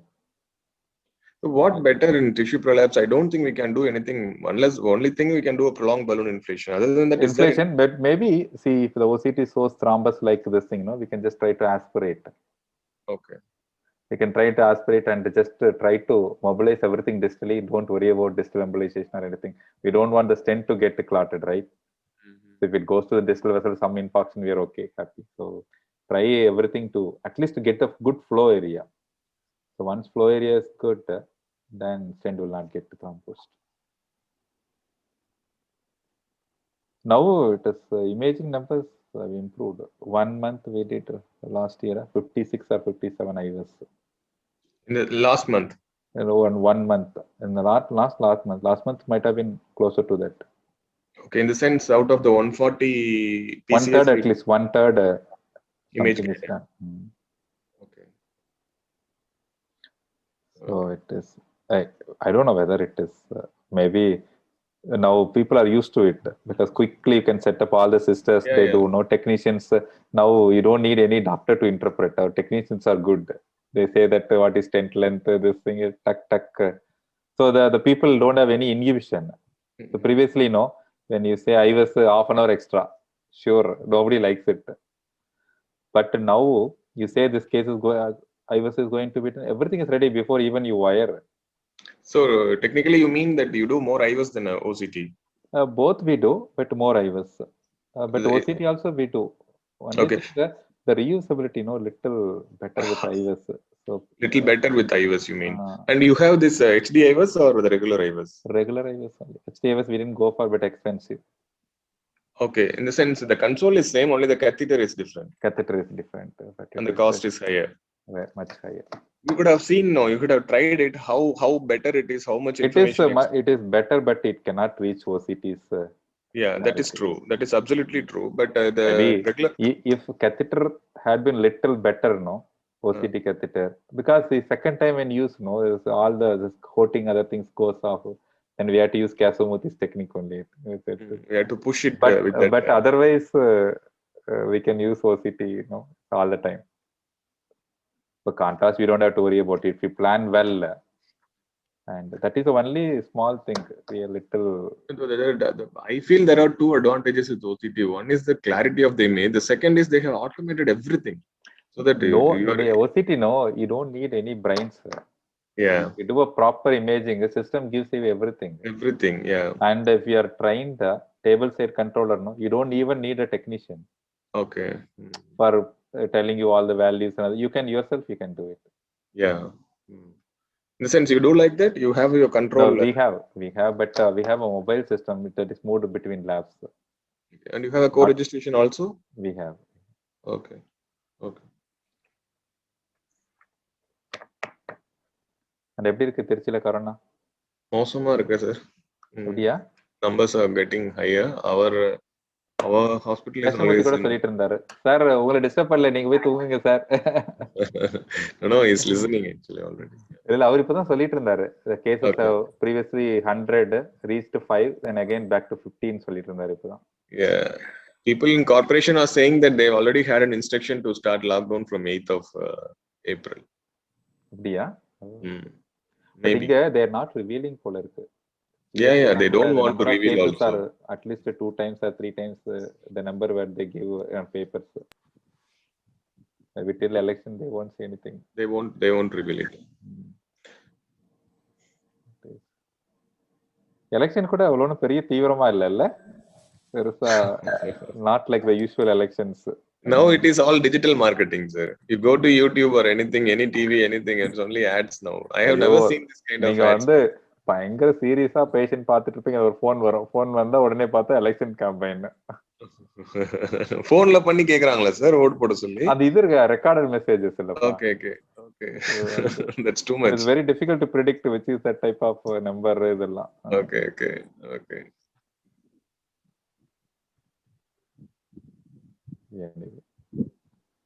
சென்னையில problem no, we don't even know who is contesting in our constituency. நம்ம ஊர் சைடுலனா தெரியும், because somebody known to us means சின்ன ஊர் தானே, so it is, but here nobody knows யாரு என்னன்னு.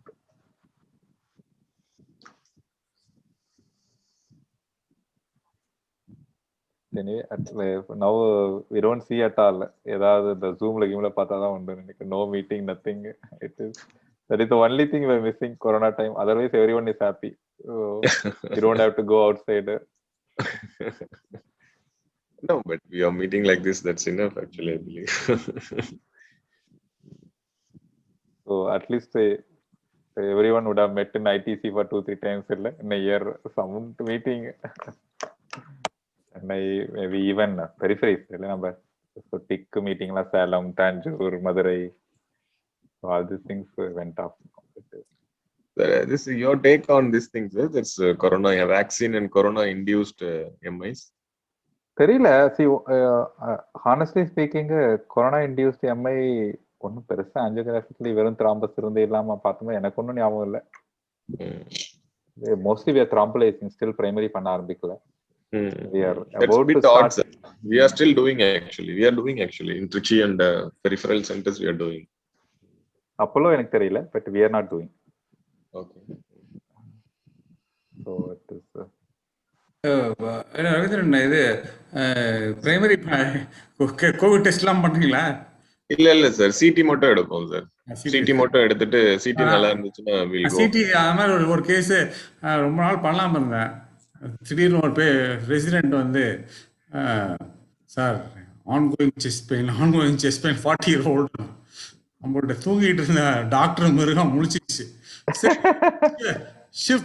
CD பண்ணிட்டு ஷிஃப்ட் பண்ணியாங்கன்னா பாசிட்டிவ். வார்டு நான் மட்டும் தப்பிச்சிட்டேன், நர்ஸ் எல்லாம் பாசிட்டிவ் ஆயிட்டாங்க.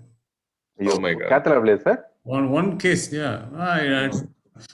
So only one case I tried something because of young fellow ongoing chest pain. எங்களுக்கு எப்படின்னா சார், நாங்க வந்தோடனே த்ராம்பலைஸ் பண்ணிடுறாங்க சார். So within 2 hours குள்ள 1.5 hours 2 hours குள்ள we'll get the result. So failed thrombolysis immediately we'll take them out. The antigen one or the PCR one? PCR. That's a luxury for you actually. Maximum 1.5 hours, 1 to 1.5 hours they give it. 2 hours எங்க ஹாஸ்பிடல்ல வந்திருது. 2 hours. So அதனால நீங்க வந்தோடனே immediately take the swab, thrombolyze them, and if it is negative and if it is ongoing pain, failed thrombolysis, we take them immediately. Cost நினைச்சு பாருங்க, connective place is very expensive, and after that the PCI, it has become at least 60,000-70,000 more for the patient. Very difficult for option and take it, or you routinely give streptokinase, sir? You will give an option. Streptokinase இல்ல கொடுக்கிறது இல்லப்பா.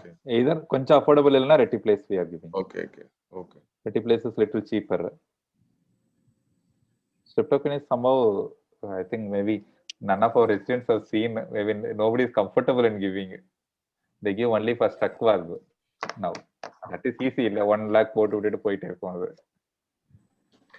Sir, what is your? I want your this thing. How the CT and MRI is going to take over our job of diagnostic and imaging? Actually, it was fascinating. Nah, I Okay. had to slowly leave this thing and go to CT. Okay. Superb. It means so many things you can do with that. Okay. So it is. Ravindran ஒரு friend ஒருத்தர் என் classmate ஒருத்தர் இருக்கார் கர்நாடகாவில். அவர் Okay. வந்து his father was a physician and cardiologist. அவர் சொன்னதான் அந்த ஊரில் சட்டம். பெரிய அவர் cardiologist மாதிரி அவர் physician. Okay. Interventional cardiologist, he bought him a cath lab and in his hospital போட்டு அவர் வந்து இந்த மாதிரி ஒரு சின்சியரான எஃப்எஃப்ஆர்லாம் பண்ணுவார்.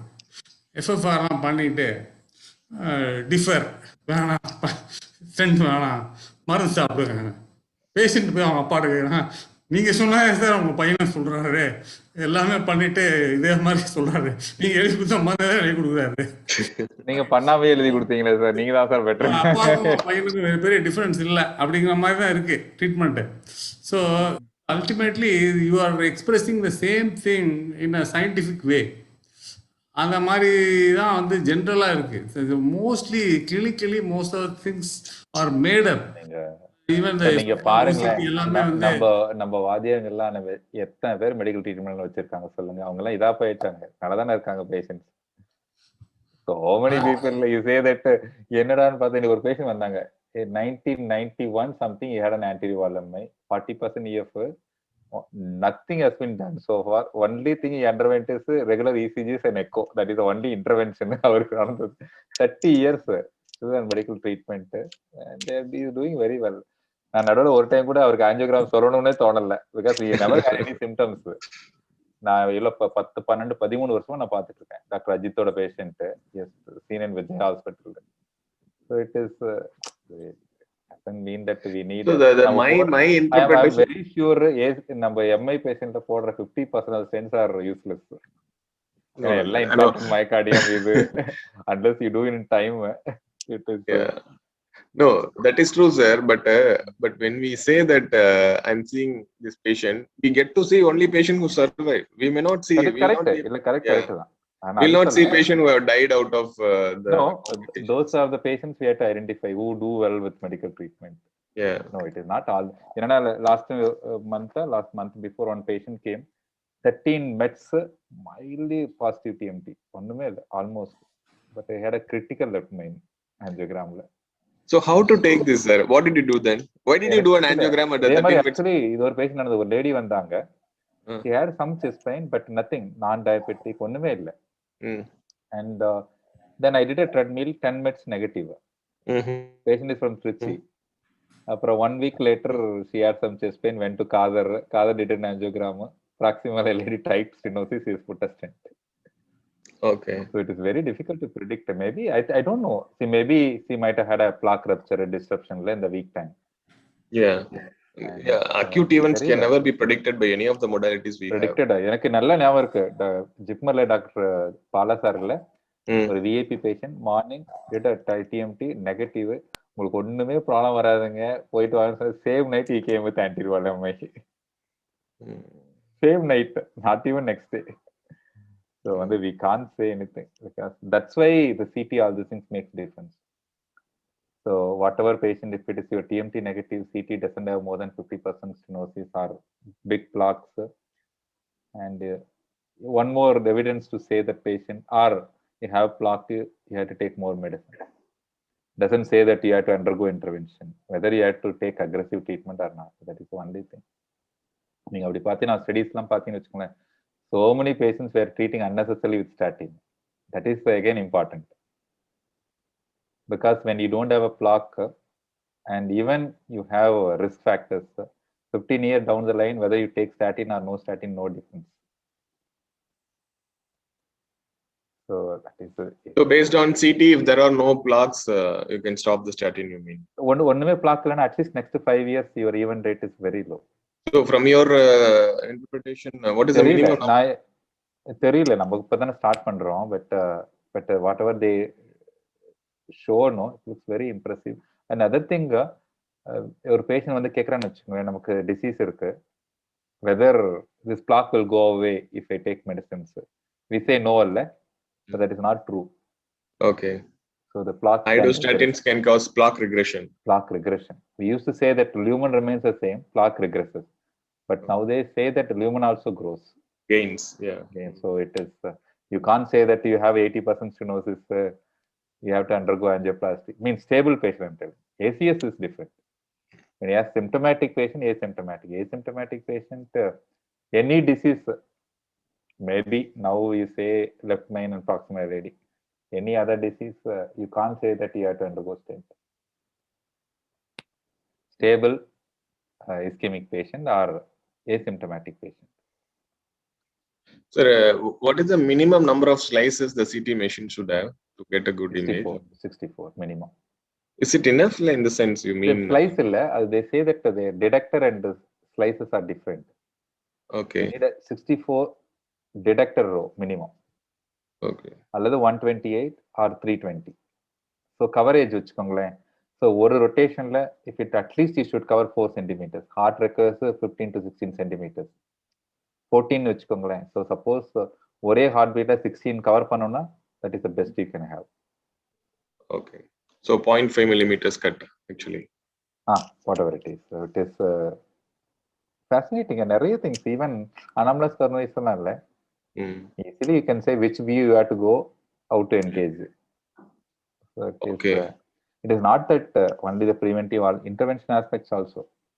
And over CTO patient, you can see that which way you have to go, what is the vessel course, whether calcium இருக்கா இல்லையா. All these things, it is. I think future எனக்கு தெரிஞ்ச வரைக்கும் maybe in ஒரு 5-6 years timeல there will be very, very less number of diagnostics. And there is a way to assess the lesion ischemic significance also in the CT. CT இல்ல, FFR இருக்குல்ல, FFR இருக்கு, but again now it is in primitive stage. It requires a very high quality imaging, and the softwares are expensive. You have to send to US and these things. Okay. But maybe in எல்லாமே இன்னொரு 5-6 yearsல non-invasive imaging is going to expand. And again, நம்ம interventional cardiologist இல்லையோ, we have to be very thorough with the preventive treatment, because that is going to give more money and patients than your intervention. I'm not telling that you have to stop doing angioplasty. I'm just telling that aspect also you have to be good. And how about MRI, sir? CMR? MRI தெரியலப்பா. MRI I thought maybe once CT முடிச்சிட்டு தான் படிக்கலாம்னு இருக்கோம். ஏதாவது something you have to learn, சும்மாவே போர் அடிக்கும். You're already learned. Maybe நம்ம Apollo லெவல்ல இருந்தா மைட்ரா கிளிப் அது இதுவும் போடலாம். நம்ம அந்த லெவல்ல இல்ல. At least No, you're not started mitra clip there? The center just got approval. We might have one patient this month. Okay. Next month. So who will be doing, sir? Shivakumar? இல்ல மைட்ரா clip நம்ம தான். Okay. Your adult. நாங்க டாவி கிவிலாம் நாங்க அவருக்கு விடல, நாங்க தான் பண்றோம்.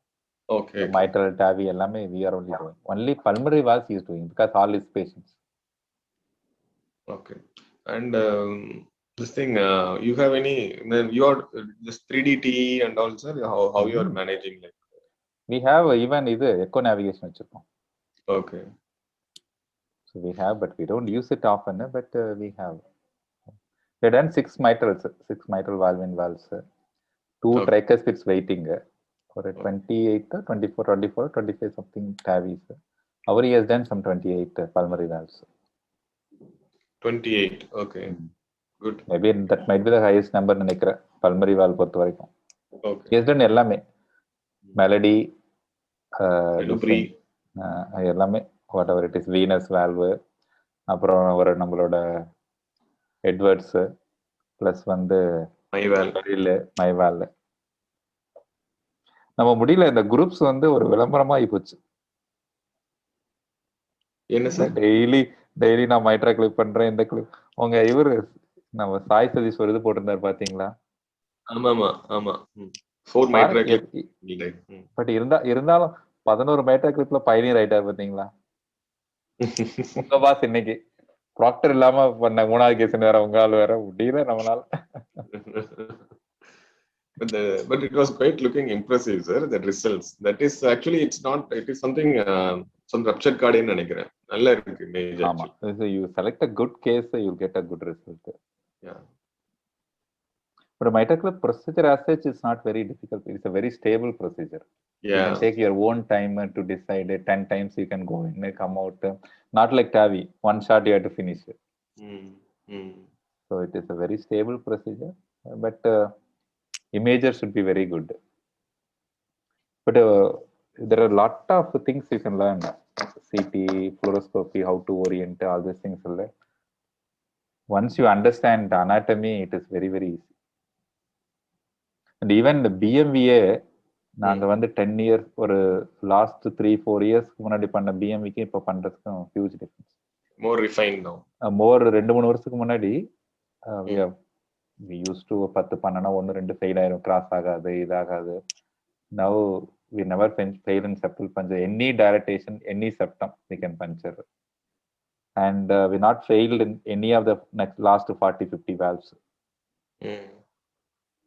So once you understand each view la eppadi irukum, idu irukum, ellame illa, it's very easy. And you use the echo nav for that also, or illa echo illa veru fluoroscopy. Fluoroscopy only. Okay. BMV ke FEM fluoroscopy mattum da. But it's always better to go for a T, sir, to at least but almost same like puncture you can get with the only fluoroscopy. Exactly inferior venuma, superior venuma, anterior venuma, posterior ellame fluoroscopy they can do it. Almost most of the things. And that is how I got interest in CT. ஒரு ஆள் வந்து நீ போய் பாரு நெட்ல, Nicolas பியாசான்னு இருப்பாரு. Okay. நம்ம யூரோபிசிஆர்ல பாத்தீங்கன்னா சைட்ல நிறைய இருக்கும். You listen to one of his talks at is about structural Niccolo Piazza. EuroPCR போங்க, சைட் போங்க. Niccolo Piazza. PIA ZZA ZZA.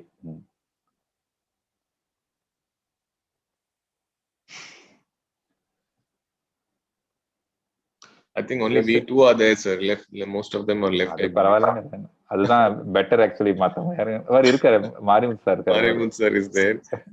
Cardiac meet is there. Anuradha is there. No name Galaxy is there. Anyway, ஃப்ரீயா இருக்கீங்களா? I'm free only, sir. Yeah. Saturday evening தான் best time பா இந்த மாதிரி meeting எல்லாமே. You can just take your time over this thing. Yeah. So you have completed the course, sir? The CT completed course? But என்னன்னா இன்னொரு 50 cases on site you have to go somewhere. ஏன்னா எங்க இதுல CT எடுத்துட்டாங்க இப்போ. CT is going to come next month only. What happened to the CT? அது இவரு doctor Thirumurthy இது பண்ணியிருந்தாரு. அவர் he left now. அதனால இந்த மிஷினை தூக்கிட்டு போயிட்டாரா? அவரோட ஓன் மிஷின் அது. CT மிஷின் லீஸ் அவுட் பண்ணியிருந்தாங்க. Oh my god. So he sold it now. So what you are planning to buy now? The new machine? தெரியல. I think they were tie up with Apollo or something. Apollo is going to put a CT here, it seems. Why is it like that? You should go for your own, no? Is there any financial issues? Management எல்லாமே மாறிடுச்சு. இப்போ MMM is not the same MMM what you have seen years back. Okay. இல்ல பயங்கரமா change ஆயிடுச்சு. So anyway, it doesn't matter. We need a good CT. You have MRI also there? MRI illappa. So CT, I think CT is a cardiac CT is a must for reasonable cardiac volume. உங்கதுல எப்படி பண்றீங்க? எவ்வளவு charge பண்றீங்க நீங்க cardiac CT க்கு? Cardiac CT we are charging 10,000, sir, at Apollo Trichy. Oh, that's not bad. We are doing it around say some 10 to 12 cases a month. I do most of the cases, in the sense I refer. I think நீங்க slowly start doing the calcium scores. Okay. Hospital will be happy. So you just put all the muscle checkup patients for calcium scoring. Definitely refine your treatment. நீங்க பாருங்களேன், YouTube போங்க, போயிட்டு Houston Methodist ஒரு side இருக்கும், அது போயிட்டு just listen to அவங்க வந்து குரூப் ஆஃப் வெபினார்ஸ் நிறைய இருக்கும் வரிசையா. அந்த டீச்சிங் ப்ரோக்ராம் அவங்களுக்கு எல்லாமே யூடியூப் சேனல் ஃப்ரீ. ஸோ அதுல போனீங்கன்னா கால்சியம் ஸ்கோரிங் பத்தி ஒரு வெபினார் இருக்கும். You should attend. Maybe one of the best talks I have listen to. நீங்க அதை அட்டென்ட் பண்ணுங்களேன், you will get an idea. I think you should do more calcium scoring. 4,000, 3,000, 4,000 you can do. Okay. பேஷண்ட்டுக்கு ஒண்ணுமே இல்லை, no contrast, nothing. Just like an X-ray, you can go 5 minutes, 15 minutes you get the report. என்ன சொன்னீங்க sir? Houston Methodist. நான் உங்களுக்கு அனுப்பி விடட்டுமா? அனுப்பிவிடுறேன், அனுப்பிவிடுங்க சார். அந்த லிங்க் அனுப்பிவிடுறேன். ஸோ அதில் ஒரு சீரீஸ் ஆஃப் வெபினார்ஸ் இருக்கும். Okay. So you should listen to that. நல்லா so much this thing. Library downloads.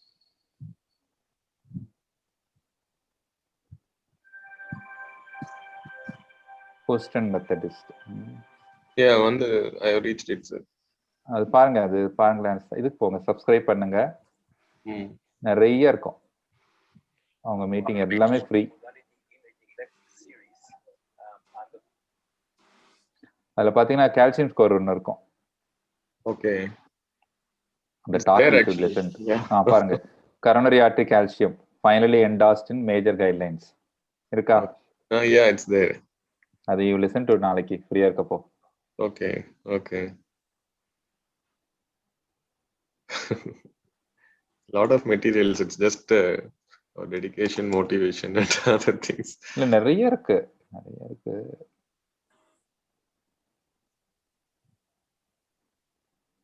நீங்க ஐ திங்க் நான்லாம் கூட மீன்ஸ் பெரிஃபெரிலாம் போனா இந்த மாதிரி ப்ரிவென்டிவ் ஆஸ்பெக்ட்ல எல்லாம் we have to be very good.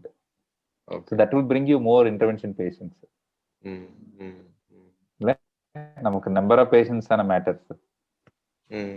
I think you have to just tell the management to start a good cardiac preventive program, so that will give you more patients. CT calcium score padinga, you get more patients get the calcium score done. So that will refine your treatment definitely. So aggressively you have to treat, statin கொடுக்கணுமா வேண்டாமா, you have to give aspirin கொடுக்கணுமா வேண்டாமா. So அந்த மாதிரி. என்ன sir இப்போ வந்து calcium இருந்துச்சுனாலே ஒரு ஆன்டிபிளேட்டில் ஒரு ஸ்டாட்டின் போட்டுறணுமா? டிபெண்ட்ஸ் ஆன் தி ஸ்கோர் 100க்கு மேல இருந்ததுன்னா then you have to give both antiplatelet. பாருங்க இருக்கு, கைட்லைன்ஸே இருக்கு. இல்ல ஒரு நான் படிச்சேன், மறந்துருச்சு. அது ஸ்டடில இருக்கு. நீங்க பிரிவென்ட்னு ஒரு ஸ்டடி. நான் வேணா உங்களுக்கு ஒரு பவர் பாயிண்ட் அனுப்பி விடுறேன் அப்புறமா. நான் நாளைக்கு அனுப்பி விடுறேன். how to treat patients. I think something extra we should keep learning இல்ல, இன்டர்வென்ஷனா இருக்கணும் அவசியம் இல்ல. Definitely. Because when we do intervention, I think see when you know these type of things, you are good at managing chronic patients இல்ல. So you treat means heart failure na it should be a level that when to give Vimada, when to give RNA, sorry இது நம்ம HGLT2, when to give beta. இதெல்லாமே நல்லா தெரிஞ்சாவே most of the patients you can manage well. even diuretic adjustment பண்றது கூட ஒரு art தான் இல்ல. True. I think and by doing intervention, even most complex intervention will save one patient, but by doing a heart failure therapy and this thing, no proper heart failure, நான் வந்து வைமடாலாம் first 1 year ஒரு patient கூட use பண்ணல. because I was not sure, சும்மா வழக்கம் போல. but the doubt is like அந்த மாதிரி கொடுத்து இம்ப்ரூவ் ஆனவங்களுக்கு நிறுத்துறதா இல்லையாங்கிறது ஒரு டவுட் இருக்கு. I continue still. Yeah. But என்னன்னா it makes tremendous difference. Even heart function doesn't improve, they improve symptomatically. அது வந்து அந்த ஒரு ட்ரக் வந்து absolutely no doubt. நீங்க அந்த இதெல்லாம் ட்ரை பண்றீங்களா சார்? ஜெனரிக்ஸ் 2 கம்பெனி போட்டான் போல, எரிசன் ஜயோ போடுறீங்களா நீங்க? ஜயோ அப்புறம் சாக்யூட்டான் ஒருத்தன் எம்எஸ் தெரியல. நான் ஸ்டில் ரைட் வைமடா இல்லனா சிட்மஸ். அது எனவே இது விலை இறங்கிட்டு வரும். ஆமாமா, இன்னும் 22 வரைக்கும் தான் சொல்றாங்க, அதுக்கப்புறம் இறங்கிடும். So that one drug is too good. SGLT2 நிறைய யூஸ் பண்றதுல இப்பதான் ஸ்லோவா ஸ்டார்ட் பண்ணியிருக்கேன். I am little worried. ஒரு பேஷண்ட் பயங்கரமா வந்து பைமோசிஸ் மீன்ஸ் சர்க்கம்சிஷன்லாம் பண்ண வேண்டியதாயிருச்சு. இட் இஸ் நானும் பார்த்தேன். ஒரு பேஷண்ட்டுக்கு வந்து பெரியானல் ஆப்சஸ், ஒரு பேஷண்ட்டுக்கு வந்து infected sepsis. But you have to tell them clearly. ஸோ வந்து ஏதாவது சின்ன சிம்டம் இருந்தா கூட இமிடியட்லி ஷுட் கம்னு சொல்லணும். அப்புறம் டயபெட்டிக் டோஸ் நீங்க அட்ஜஸ்ட் பண்ணலன்னா தே ஆர் டீஹைட்ரேட்டட். வந்து இட் இஸ் டாக்டர் அஜித் எல்லாம் பாத்தீங்கன்னா மெடிக்கல் ட்ரீட்மெண்ட்ல இல்ல, அவர் பேஷண்ட்லாம் பாத்தீங்கன்னா 100 mg செலோகனெக்சல் சர்வசாதாரணமா இருக்கும். கைட்லைன், அதாவது கைட்லைன்ல பயங்கர அக்ரெசிவா அப்டேட் பண்ணுவாரு, அக்ரெசிவா. பட் நான் வந்து யாருக்குமே இந்த வைமடா 200 பிடி போற அளவுக்கு நிறைய பேர் அஃபோர்ட் பண்ண மாட்டேங்கிறாங்க. நான் என்ன பண்றேன்னா 50 ஸ்டார்ட் பண்ணும்போது 50 ஆஃப் பிடி, 100 ஆஃப் பிடி, 200 ஆஃப் பிடி, அதோட நின்னுடும். டாலரேட்னா 200 பிடி. அது 200 பிடி ஹார்ட்லி anybody is around 200 பிடி, மேபி ஹார்ட்லி 1 or 2 பேஷன்ஸ், அவ்வளவுதான். இந்த இதுவும் எனக்கு அனுப்பிச்சு விடுங்க சார், இந்த சிடி நீங்க பண்றீங்களா அந்த கோர்ஸ், அந்த லிங்க் அனுப்பிச்சு விடுங்க. I'll try to நான் அனுப்பிச்சுடுறேன். இஸ் an Indian only, யூகேல. ஓகே, நான் அனுப்பிச்சுடுறேன் உங்களுக்கு. You get a sponsor and do it. யார்கிட்ட ஸ்பான்சர் வாங்குறது சார்? ஏதோ ஒரு கம்பெனி சம்திங் பிடிக்கணும். பட் என்னன்னா 3 lakh rupees it cost. Okay.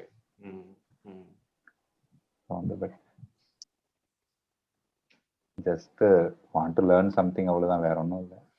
No, I have. But it is interesting. ஆனா அதுல சிடில வந்து வயபிலிட்டி பாக்குறதுக்கு ஆப்ஷன் இருக்கா சார்? ஆப்ஷன் இருக்கு. But it is all actually inferior to your other methods. MR is a gold standard உங்களுக்கு. அங்க நீங்க இன்னும் தாலியை மட்டும் தான் வச்சிருக்கீங்களா இல்ல டெக்னீஷியன்? தாலியுமே இல்லை, இப்போ எடுத்துட்டாங்க. எல்லாமே போயிடுச்சு. எல்லாம் திருமூர்த்தி தான் வச்சிருந்தாரு. எல்லாமே பெட்டு தாலியம் எல்லாமே அவர் தான் வச்சிருந்தாரு. எங்க போயிட்டாரு அவரு?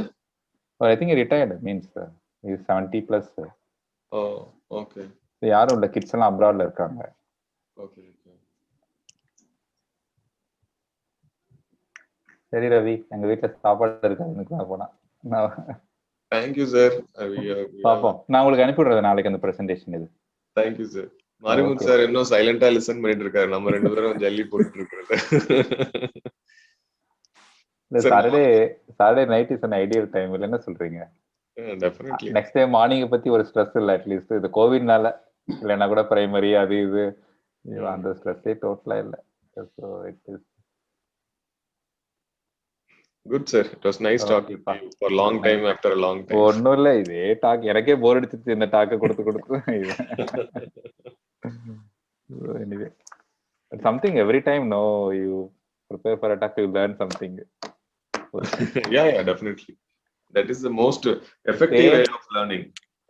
நானே பார்த்திருக்கேன். ஃபர்ஸ்ட் ஸ்லைட்ல வந்து சேம் இதுக்கு you give a different explanation when you present it 10th time. That is good. That is the way you learn. But time இருக்க மாட்டேங்குது. முன்னெல்லாம் ரீசனபிளி கொஞ்சம் டைம் இருக்கும். Sit, prepare, take cases. இப்போ ஆல்மோஸ்ட் லாஸ்ட் 3 months நான் எந்த ஸ்லைடுமே போடல. இருக்கிறதே பழச அப்படியே வச்சு தான் ஓடிட்டு இருக்க வேண்டியது. டோட்டலா டைம் இல்லை. Lot of other work. அப்படியே ஹாஸ்பிட்டல் சரியா இருக்கு, ரெசிடென்ஸ் எல்லாம் இல்லை, எல்லாம் கோவிட் அது இதுன்னு நம்மளே தான் டிஸ்சார்ஜ் பண்ண வரைக்கும் நம்மளே தான் பார்க்க வேண்டியிருக்கு. Become very difficult now. OPD, some cases. Anyway போயிட்டு இருக்கு.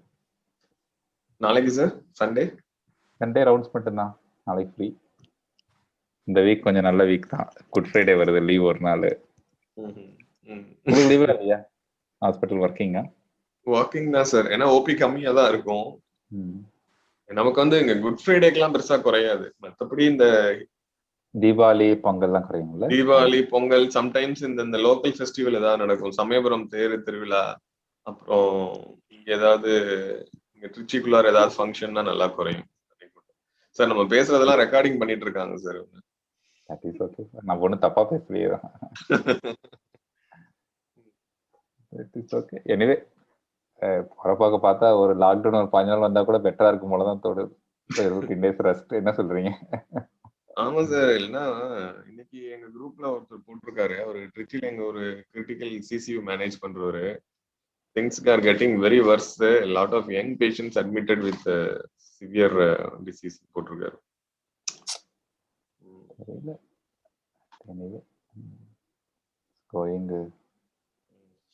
பட் சைனா பத்தி இப்போ ஒரு நியூஸும் இல்ல. அவன் எப்படின்னா சார், அவன் வந்து என்ன சொல்றது, ஓசிடியை பார்த்து ஆப்டிமைஸ், அக்யூரேட்டா ஆப்டிமைஸ் பண்றாங்க மாதிரி என்னென்ன வேலை பண்ணி வச்சிருக்காங்க. இன்னமும் அவன் ஃபுல் விஜிலன்ஸோட தான் இருக்கிறான் அவன் கேசஸ்க்கு. அவன் தான் சொல்லிட்டாங்க, டபிள்யூஹெச்ஓல இருந்து ஒரு கமிட்டி வந்தாங்க. அவங்க வந்து சைனா லேப்ல இருந்தெல்லாம் எதுவும் லீக் ஆகல, பாசிபிளி இந்த இதுல வெட் மார்க்கெட்ல இருந்து வந்திருக்கலாம் அப்படிங்கிற மாதிரி சொன்னாங்க. உடனே இவங்க என்ன சொல்லிட்டாங்க, எங்க இருந்தெல்லாம் வரல, இது யூஎஸ்ல தான் வந்திருக்குன்னு அங்க வந்து WHO டீம் வந்து என்கொயரி பண்ணணும் அப்படின்னு சைனாக்காரன் சொல்றான். அவன் எப்படியோ ஒரு கேம் விளையாடிட்டான்னு வச்சுக்கோங்களேன், வேர்ல்டு எக்கனாமிய அடிக்கிறதுக்கு. பட் ஆனா what I feel is it's one way of nature's effort to control the human atrocities. Correct தான். பாருங்க ஏதோ டிசிப்ளின் ஆயிட்டு நினைச்சு பாருங்கல்ல. இந்த சுயஸ் கேனல் க்ளோஸ் ஆயிடுச்சு போல. அந்த சுயஸ் கேனல்ல ஒரு பெரிய கப்பல் வந்து கிராஸா மாட்டிக்கிச்சு, லேண்ட்ஸ்லைட் ஆயிடுச்சு போல. அதனால இப்ப வந்து எவ்வளவோ ஒரு 1 ஹவருக்கு வந்து சம் 4200 crores லாஸ் போல. ஏன்னா இந்தியாவுக்கு இப்ப ஒரே நாள்ல $4 ஏறி இருக்கான் இது க்ரூட் ஆயில். இன்னும் ஒரு 15 days எல்லாம் ஆச்சுன்னா அவ்வளவுதான். பெட்ரோல் இங்க இந்தியால 120 rupees 130 rupees போயிடும் நினைக்கிறேன். பட் என்ன யூசேஜ் குறையுதுன்றீங்களா? குறையவே இல்லையே. என்ன யூசேஜ் சார்? இல்ல எவ்வளவு விலை அதிகமானாலும் குறையல. ஆமா, பட் நம்ம வந்து குறைக்கணும். ஏன்னா இந்த சோலார் எனர்ஜி அதெல்லாம் நல்லா ப்ரமோட் பண்றாங்க. ஆக்சுவலி எங்க நெய்பர் வந்து பாட்ட இது எலக்ட்ரிக் பைக். ஓகே,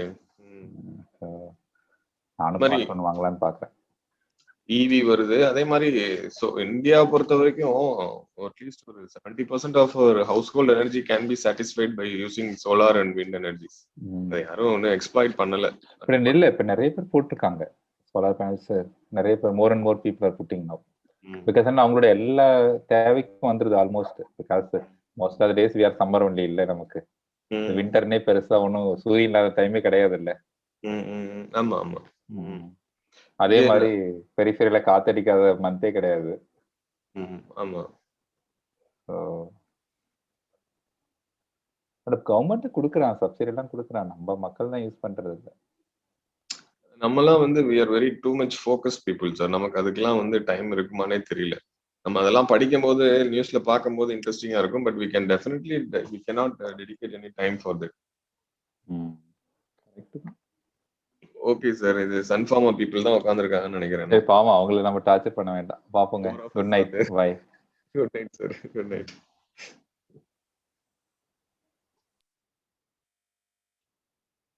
கண்ணதாசன்.